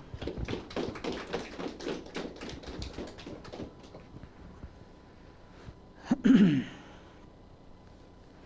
like to introduce next our Chief Prosecutor of the Navajo Nation. Chief Prosecutor has been so important and very I guess, motivated to be a part of not only Class 55. She's also got some other projects that she is working on with us. She's also in preparation with us for the next class, Class 56. So she has done a lot, everything from designing our PowerPoint presentations. She was our law and legal expert, and so she spent tons of time here. She even did some Zoom classes on her weekends, on Saturdays and Sundays, just so that these guys are fully knowledgeable of what they're going to be walking into, all the laws of the Navajo Nation. So she was a very important part in the recruits' learning for Class 55. She is somebody that is, like I said, special not only to the Navajo Nation, but for Class 52, Class 53, Class 54, and now Class 55. So I'm sure she'll be assisting us and being a big, huge part for Class 56, which is upcoming. I'd like to introduce to you Chief Prosecutor of the Navajo Nation, Jennifer Henry.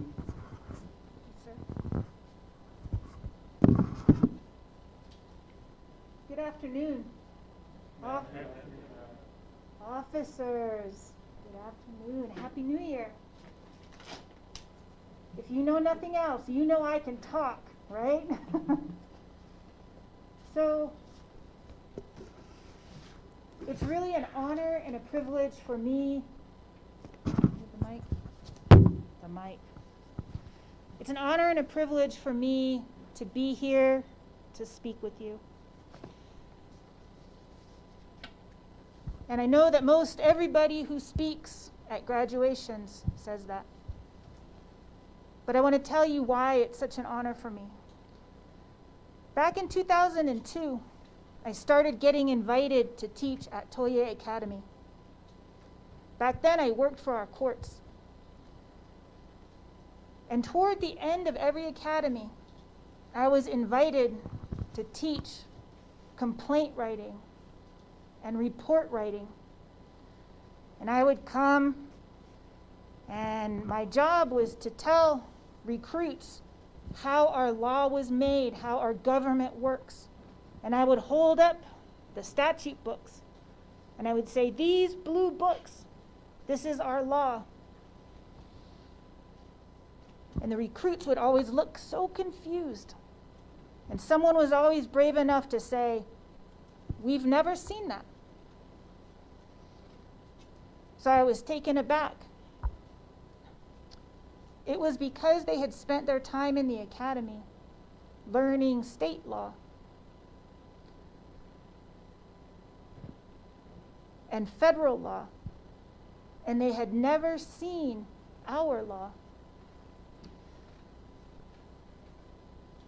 They never debated the complicated jurisdictional issues. They never had those conversations, except maybe in passing.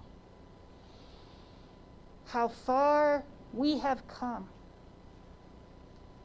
Today, officers You are armed with your Navajo law. Our curriculum here at the Academy is Navajo law.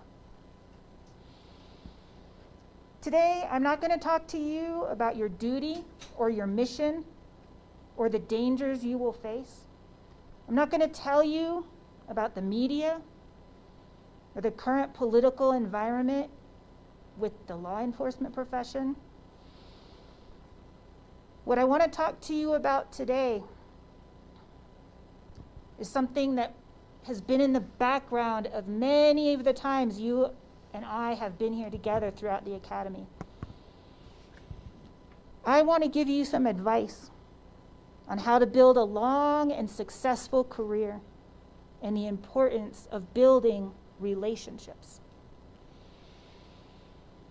So y'all know I'm a little nerdy, right? You do remember this about me. So there's a man named Sir Robert Peel, P-E-E-L. He is often referred to as the father of modern policing. About 200 years ago, he formed the Metropolitan Police Force in London. Right? We're not even talking about here. And he said this. He said, "The police are the public, and the public are the police. The police being the only members of the public who are paid to give full-time attention to duties which are incumbent on every citizen in the interests of community welfare and existence." That was 200 years ago. And I think it's applicable today. I think it's applicable here in our nation. So I like history because history helps me understand things. So let me put policing into a historical perspective. There was a time when no organized law enforcement agencies existed. Everybody in the community shared the responsibility for enforcing the laws. And it wasn't complicated. There were basically two laws that were enforced: murder and theft. So if you witnessed a theft or a murder, you yelled out, and everybody within earshot dropped what they were doing to help catch the lawbreaker. One day, someone had a smart idea. They said, "Hey, if a few people take turns being on watch overnight, the rest of us could sleep." After a while, someone thought, wouldn't it be great if we all chipped in and we paid people to be on watch all the time? Then the rest of us, we can focus on doing our work during the day. However, everybody was still expected to assist in enforcing the law in communities. It doesn't seem that much different to me today. It also doesn't seem very different than traditional ideas here in our Navajo Nation. Law is really what our government tells us is expected of us, how to live our lives, how to behave in public, and how to treat each other. And isn't it everybody's responsibility to observe and keep the law? But it's your full-time job. Remember, the police are the public, and the public are the police. Every day, officers, you're building your reputation, your personal reputation and your professional reputation. Your professional reputation also represents the Navajo Police Department's reputation. Every single day you have the opportunity to build your reputation or to tear it down. With every person you interact with, that person will tell 5 people about their experience with you, good or bad. By the end of every shift, you will have spread your reputation to dozens of people in your community, either positively or negatively. That being said, sometimes you're going to mess up. You're going to make mistakes. When that happens, learn from them. Don't make the same mistakes twice. So I told you I wanted to talk about building relationships. To build relationships, you have to build trust first. Not just with your coworkers and your supervisors, but with people in the community that you serve. There are steps to building trust. The first step is communication. Tell the truth. It reminds me all the times we talked about testimony in court. So if I stand up here now and I say, now that you're officers, you're going to have to testify in court, I expect all of you would say, well, yes, ma'am, we know that. We know. And if I said, when you testify, you make sure to tell the truth. You might roll your eyes where you didn't think I could see you and say, yes, we've been over this. Of course, we're going to tell the truth. But let me be clear today. When I say tell the truth, I mean tell the truth, even if it makes you look bad. Not just when you're testifying, but always. Why? Because if you tell the truth, even when it makes you look bad, people will always know that you're telling the truth. Give honest feedback. Be candid. It's important for the people to know that what you say is true and that you mean what you say. Communication. The second step to building and maintaining trust is to be supportive of others. Be available. Be approachable. Provide help, advice, coaching, and support for other team members. Other officers, social workers, prosecutors, and the public. Look for ways to help other people be successful. Instead of being self-oriented, be others-oriented. By focusing on others instead of focusing on yourself, you will make the entire team successful. And when I say team, I mean law enforcement, prosecutors, social workers, courts, the public, all of us. If you help the team to be successful, you will be successful because you are a part of that team. So truth, be supportive. The third step in building and maintaining trust is respect. Always actively listen to the ideas and the words of others.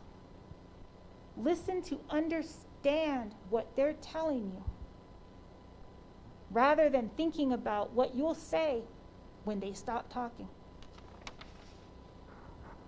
Consider that someone else's idea could be as good or better than yours. Consider that you might be wrong. Consider that you might both be right. Just because you're right doesn't necessarily mean the other person is wrong. Don't become so fixated on winning an argument that you forget about solving the problem.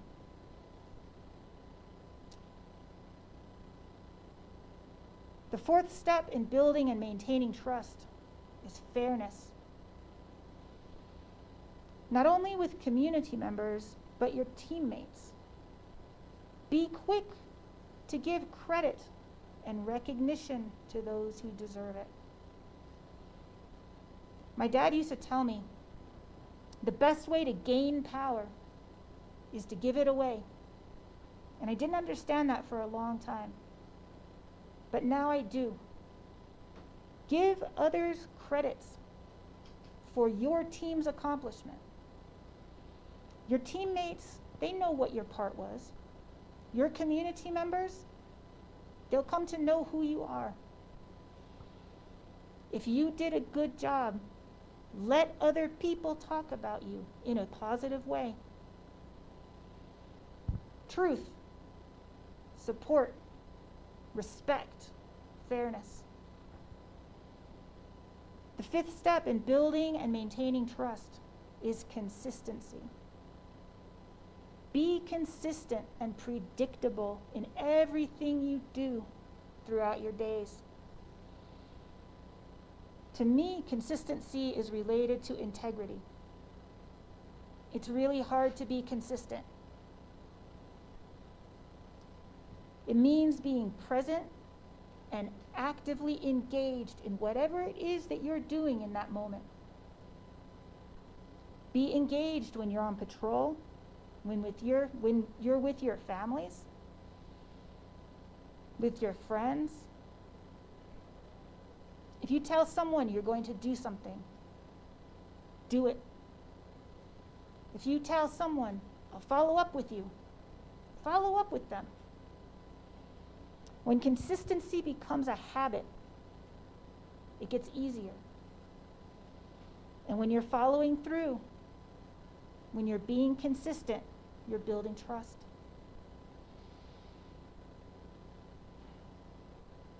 The last step in building and maintaining trust is competence. Enhance your credibility by demonstrating good sense, technical ability, and professionalism. To be successful, you must always strive to learn more. Today you're graduating from our Navajo Police Training Academy. Do you know where the word academy comes from? So remember, nerd, every time I came and talked to you, we talked about that words have meaning. We talked about reckless driving and how it requires someone to act in a wanton way. And we talked about how wanton and wontons are different. We talked about nalier and restitution being different, right? Restitution is when money makes something right that was damaged. But that the word nalier, it has to do with something different than money to make things right. We talked about how in the law, to carry something or to be in possession of liquor, to carry a firearm, doesn't require me to have any of those things on my person or in my hand. We talked about the meaning of the word, that it has to be in close proximity for me to use. So we've talked a lot about language. And I got one more for you. Indulge me while I tell you the meaning of the word academy. The word academy comes from ancient Greece, and it refers to Academos, who was a hero in Greek mythology. When he died, he was buried on his land near Athens. And that land is known for olive groves, olive trees. And it became a public place where Plato, the great philosopher and teacher, used to teach his students. So I really like the visual that I get when I think back to people sitting under trees, olive, pinon, it doesn't matter, and learning, debating, thinking about things. So, okay, you sat at your desks. You were out given scenarios, real life scenarios, doing PT outside at the gym. But this is your academy. This is your academy where you learned and debated and thought and grew. This is your olive grove, or your pinon grove, if you will, where those who are already doing what you will now be doing came and shared their thoughts with you. So although today you're graduating from your time at this academy, don't let your learning end. Never, never let your learning end. Read, study, go seek specialized training, learn and practice new tactics. Learn about the people you serve and protect, who they are, what they do and why they do it, what's important to them. Pay attention to yourself physically. Work out, run, eat sensibly. Take care of your body. Never be satisfied that you know enough or are good enough. Be a leader. Remember, the leader is not always the boss, and the boss is not always the leader. The leader is the one that sets examples that others follow. I expect you to leave here today and go out and build relationships within your department, with us prosecutors, with social workers, with judges, and with the communities that you serve. Tell the truth. Support others. Be fair. Build trust. Be consistent. Be competent. Everything you do reflects not only on you, but also on this academy, on the police department, on your reputation, and on your families.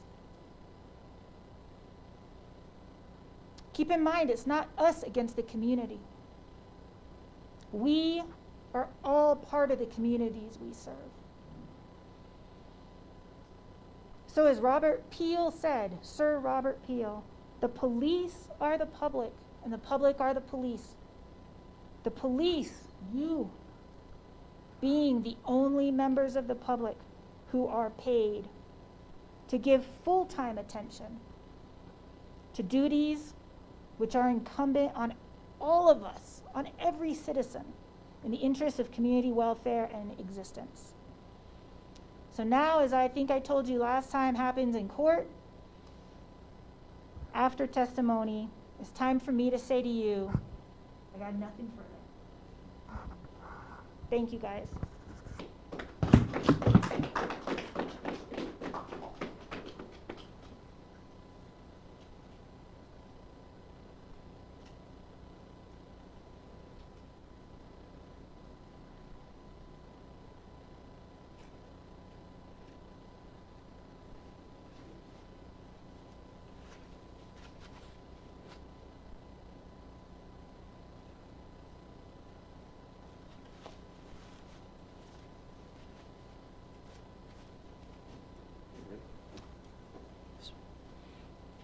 So, before you leave, Jen, come on back up here.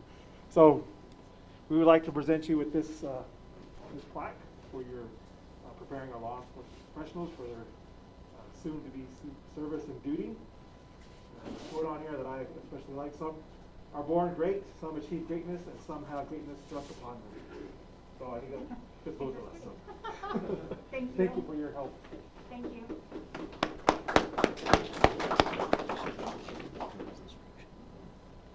And Sergeant Carlton Jim.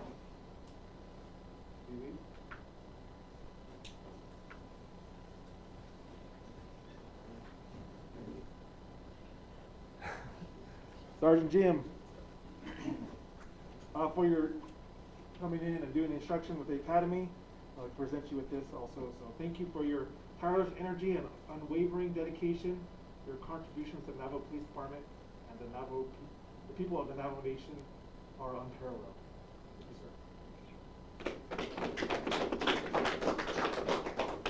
sir. Carla Morgan.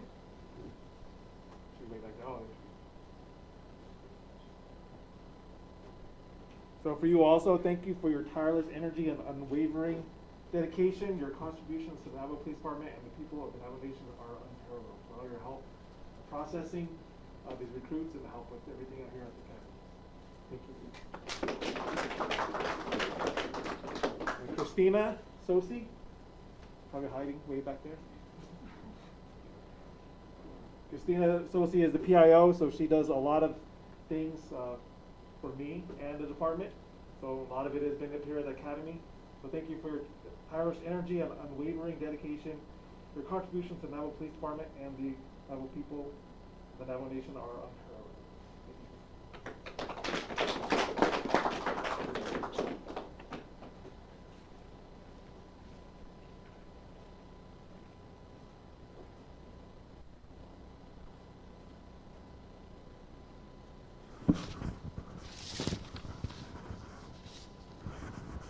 Thank you, Chief. Thank you for those awards. We're just about winding down. Before I introduce the next individual, Sergeant Ashley and I go way, way back. Sergeant Ashley was actually my training sergeant. And just recently, after 44 years of service with the Navajo Police Department, he retired. And he's been an integral part of training, grooming, raising, and helping graduate many, many classes prior to Class 55. We miss him here at the Academy, so I'm glad that he is back to revisit and close off our official ceremonies with a closing prayer. I'd like to introduce to you Stanley Ashley, who retired from the Navajo Police Department after 44 years of excellent service with us. Stanley, thank you. Thanks, sir. Yate Atahasi lo Ado Yate Kwe Alchinahasi Tanigi Do Hilkanaiso Tanigi Ado Kode Benado Do Atahasi lo Nahano Yagi Alkidanzade Ha Apiade Shada Ato Ato Naho Conspiade Kwedi the Nabanahas so Bieto Do Bacado Do Niltegi Kweni Zagi Ahehe. Although I'd like to say welcome to all that's here on these hallowed grounds. And as Lieutenant, soon to be Captain, I believe, Emmett Yazzie said that there was an instrument here that started this class back in June 22nd. Anybody remember? No? Well, if you remember it, you probably weren't here. But anywho, I'd like to say that that was the day that I was still in uniform. And I came back a couple of days. We started with what, 26? And then we whittled it down to 19. And then now there's only 8 of you. You endeavored to persevere, and that's the reason why you're here. All the things that various members of our nation, from the highest echelon down to us lower echelon personalities, wished you a very humble and successful career. Back in 1977, I can't remember which month it was. I think it's October. I think it was on the 27th as well, I think. Maybe the 22nd, I don't remember.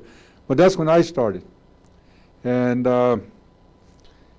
someone asked, do you remember your oath of office? I said, no. Do you remember your getting your badge? I said, no.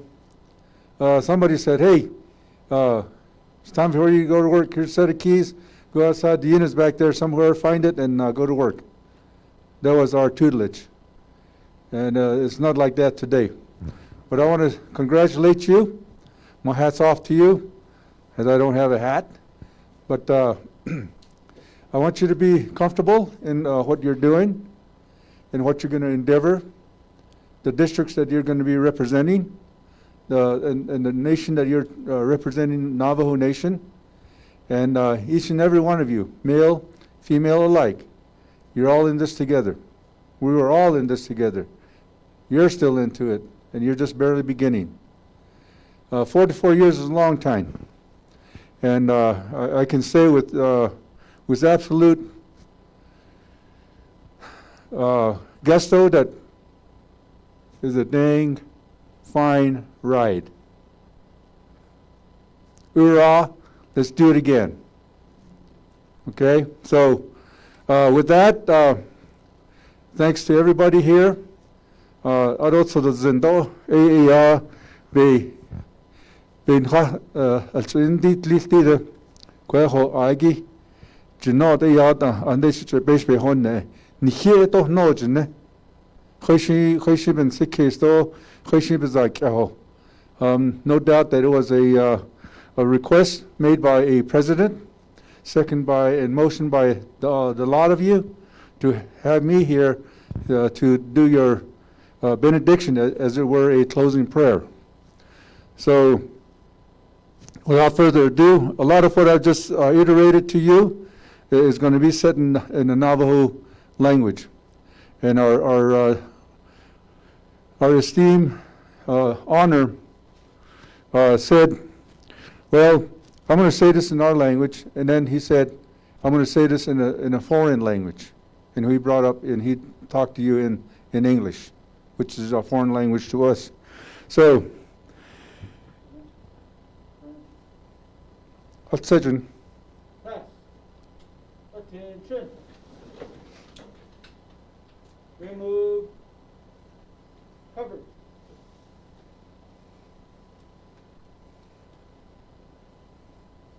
At ease. At ease.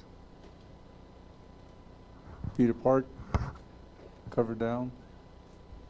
And Nihi digin be yachal tiko. It's a zone da ne hastui ado hatali dan linigi sani do. That's our tradition. So Kodoshi de yad so the disnito da ben sodo da benash nigi da. I did have a prayer said in type, or actually it was handwritten, that I wrote a long time ago, and if I didn't find it, I didn't find it. So anyways, a lot of what's written on that piece of paper is going to be said in prayer today. Ni tha di ni yot e di en job pai. Kwai te ya kon che nani zado ado te ya ni tsunada dil zil. Tu ni tsunot e ya kon ha job pa bil si kes ko ha a jo de ni ti adon da shada a jo en hiket niltlin hiten tin ado a te ado en hiket itla.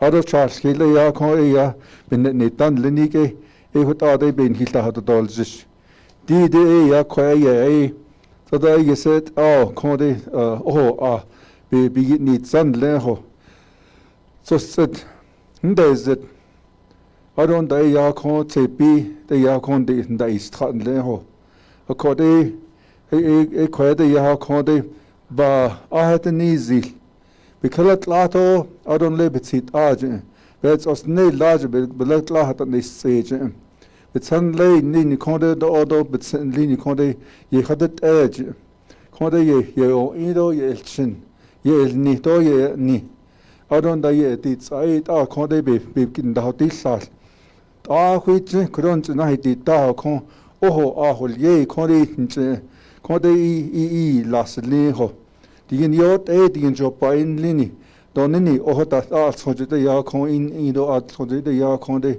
na le ho Kway te ya kon kes nin lini ni zai ke lini kon de na di da kon he so lini kon de zits li ho Jean Conde Hatishi Olie Tahnika Nsai Olie Conde Yadeshi Conde Yij Conde Doi Dach Conde Nahiti Da Conde Baby Holgis Yes Ahneya Yes Anagadoli ye Dobini Oho Conde Ya baby bits eastern linie had it edolil, ye bit siga an linie had it edolil, ye in sekest olil, ye na hat an linie con ye ishan your little could ye yelkit olil. Did I which in conde, it's a night did that linie conde, ni the nan linie conde, he caught all lot. Although baby night seed and lead or lil, Joe hot other ya con ye, baby get Chinle. Conde hot other ya conde, not chin and linie. So ken lini kon de ya kon de hoida ye wait eden leho but the hajo buy and leho kon de ho dish at kon de ya kon shed nen lini kon vakat is short nigo donsen go kon de ya kon de hunzat de ya kon ye khait zan leho besul ye lini kon de be nait ye nait zin lido le aron da ya kon de ye nait zin lini ta kon de ye kes nin lini ye beken lini kon ye mother bejen lini ye khatjin lini kon de ye ya kon de ye benait zin lido le jo nit zo de ya kon ba jo bai in nit zo kon de bit ye tio kon za de hol season le ho la de ya kon de ya kon de sa ko ni ha ta do di change kon de do so do pejo no kon de do shi khayda da kon de ta de ya kon shi yal ki da do lesen so kon de je di yan de john za de ya kon o lin ye kon de ya kon ye ya kon de ye hat de zas li ho ye hat de erole ta hui chen kon ye chen hai di ta so le khayol khat aro da hui chen kon de le no tsu be ta kon de ya kon be i lin do le do hui chen de ya kon sha da shi kon de ya baby ken til tlan lin do le klei ba chen da hun son lin kon de hat da ya kon ye garten lin do le baby be sa ulie kon de ya kon ye in de zin lin do le ye ya te ho kon de ya kon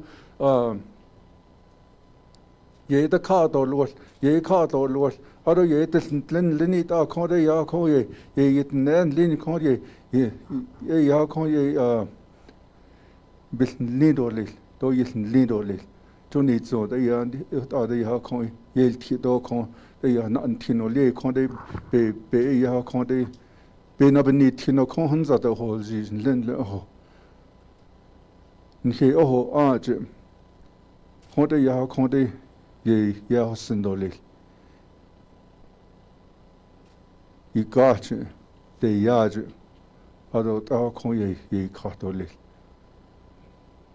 do ye be il dan li do le be hujun hasli ol ye kon de nsnaje hujun hasli ol ye nslaje ye nadel ez kon de ye kon de ye na ga do le ye ga do le ni digin yot digin jo pa in lini hashe yal ki hashe wan aron da ya kon digin de no lini kon no al chini kon khabik in da do lal khabik in ha la do le da huit le kudo hi des kaje yol kaje da ya kon de so da zin nini kid ga jo pa in zin de khoida be we nit eden le ho kon de ya kon de ne lashly nitle hota ye de ya kon de nchi do nchin di da do kon de ash kon de nit no de di nen le ho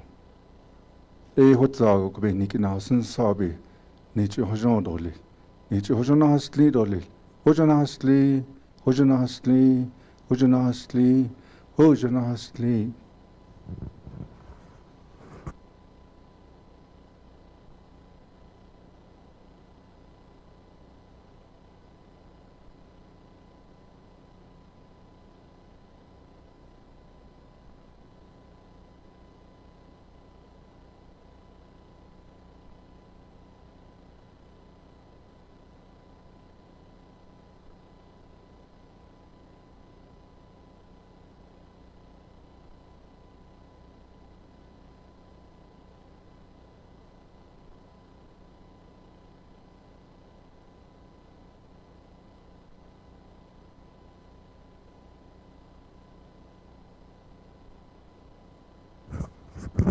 not as loud as Sergeant, sorry. We want to take a minute to thank Eli Leslie in the back of the room there. He's our technical expert from OPVP office.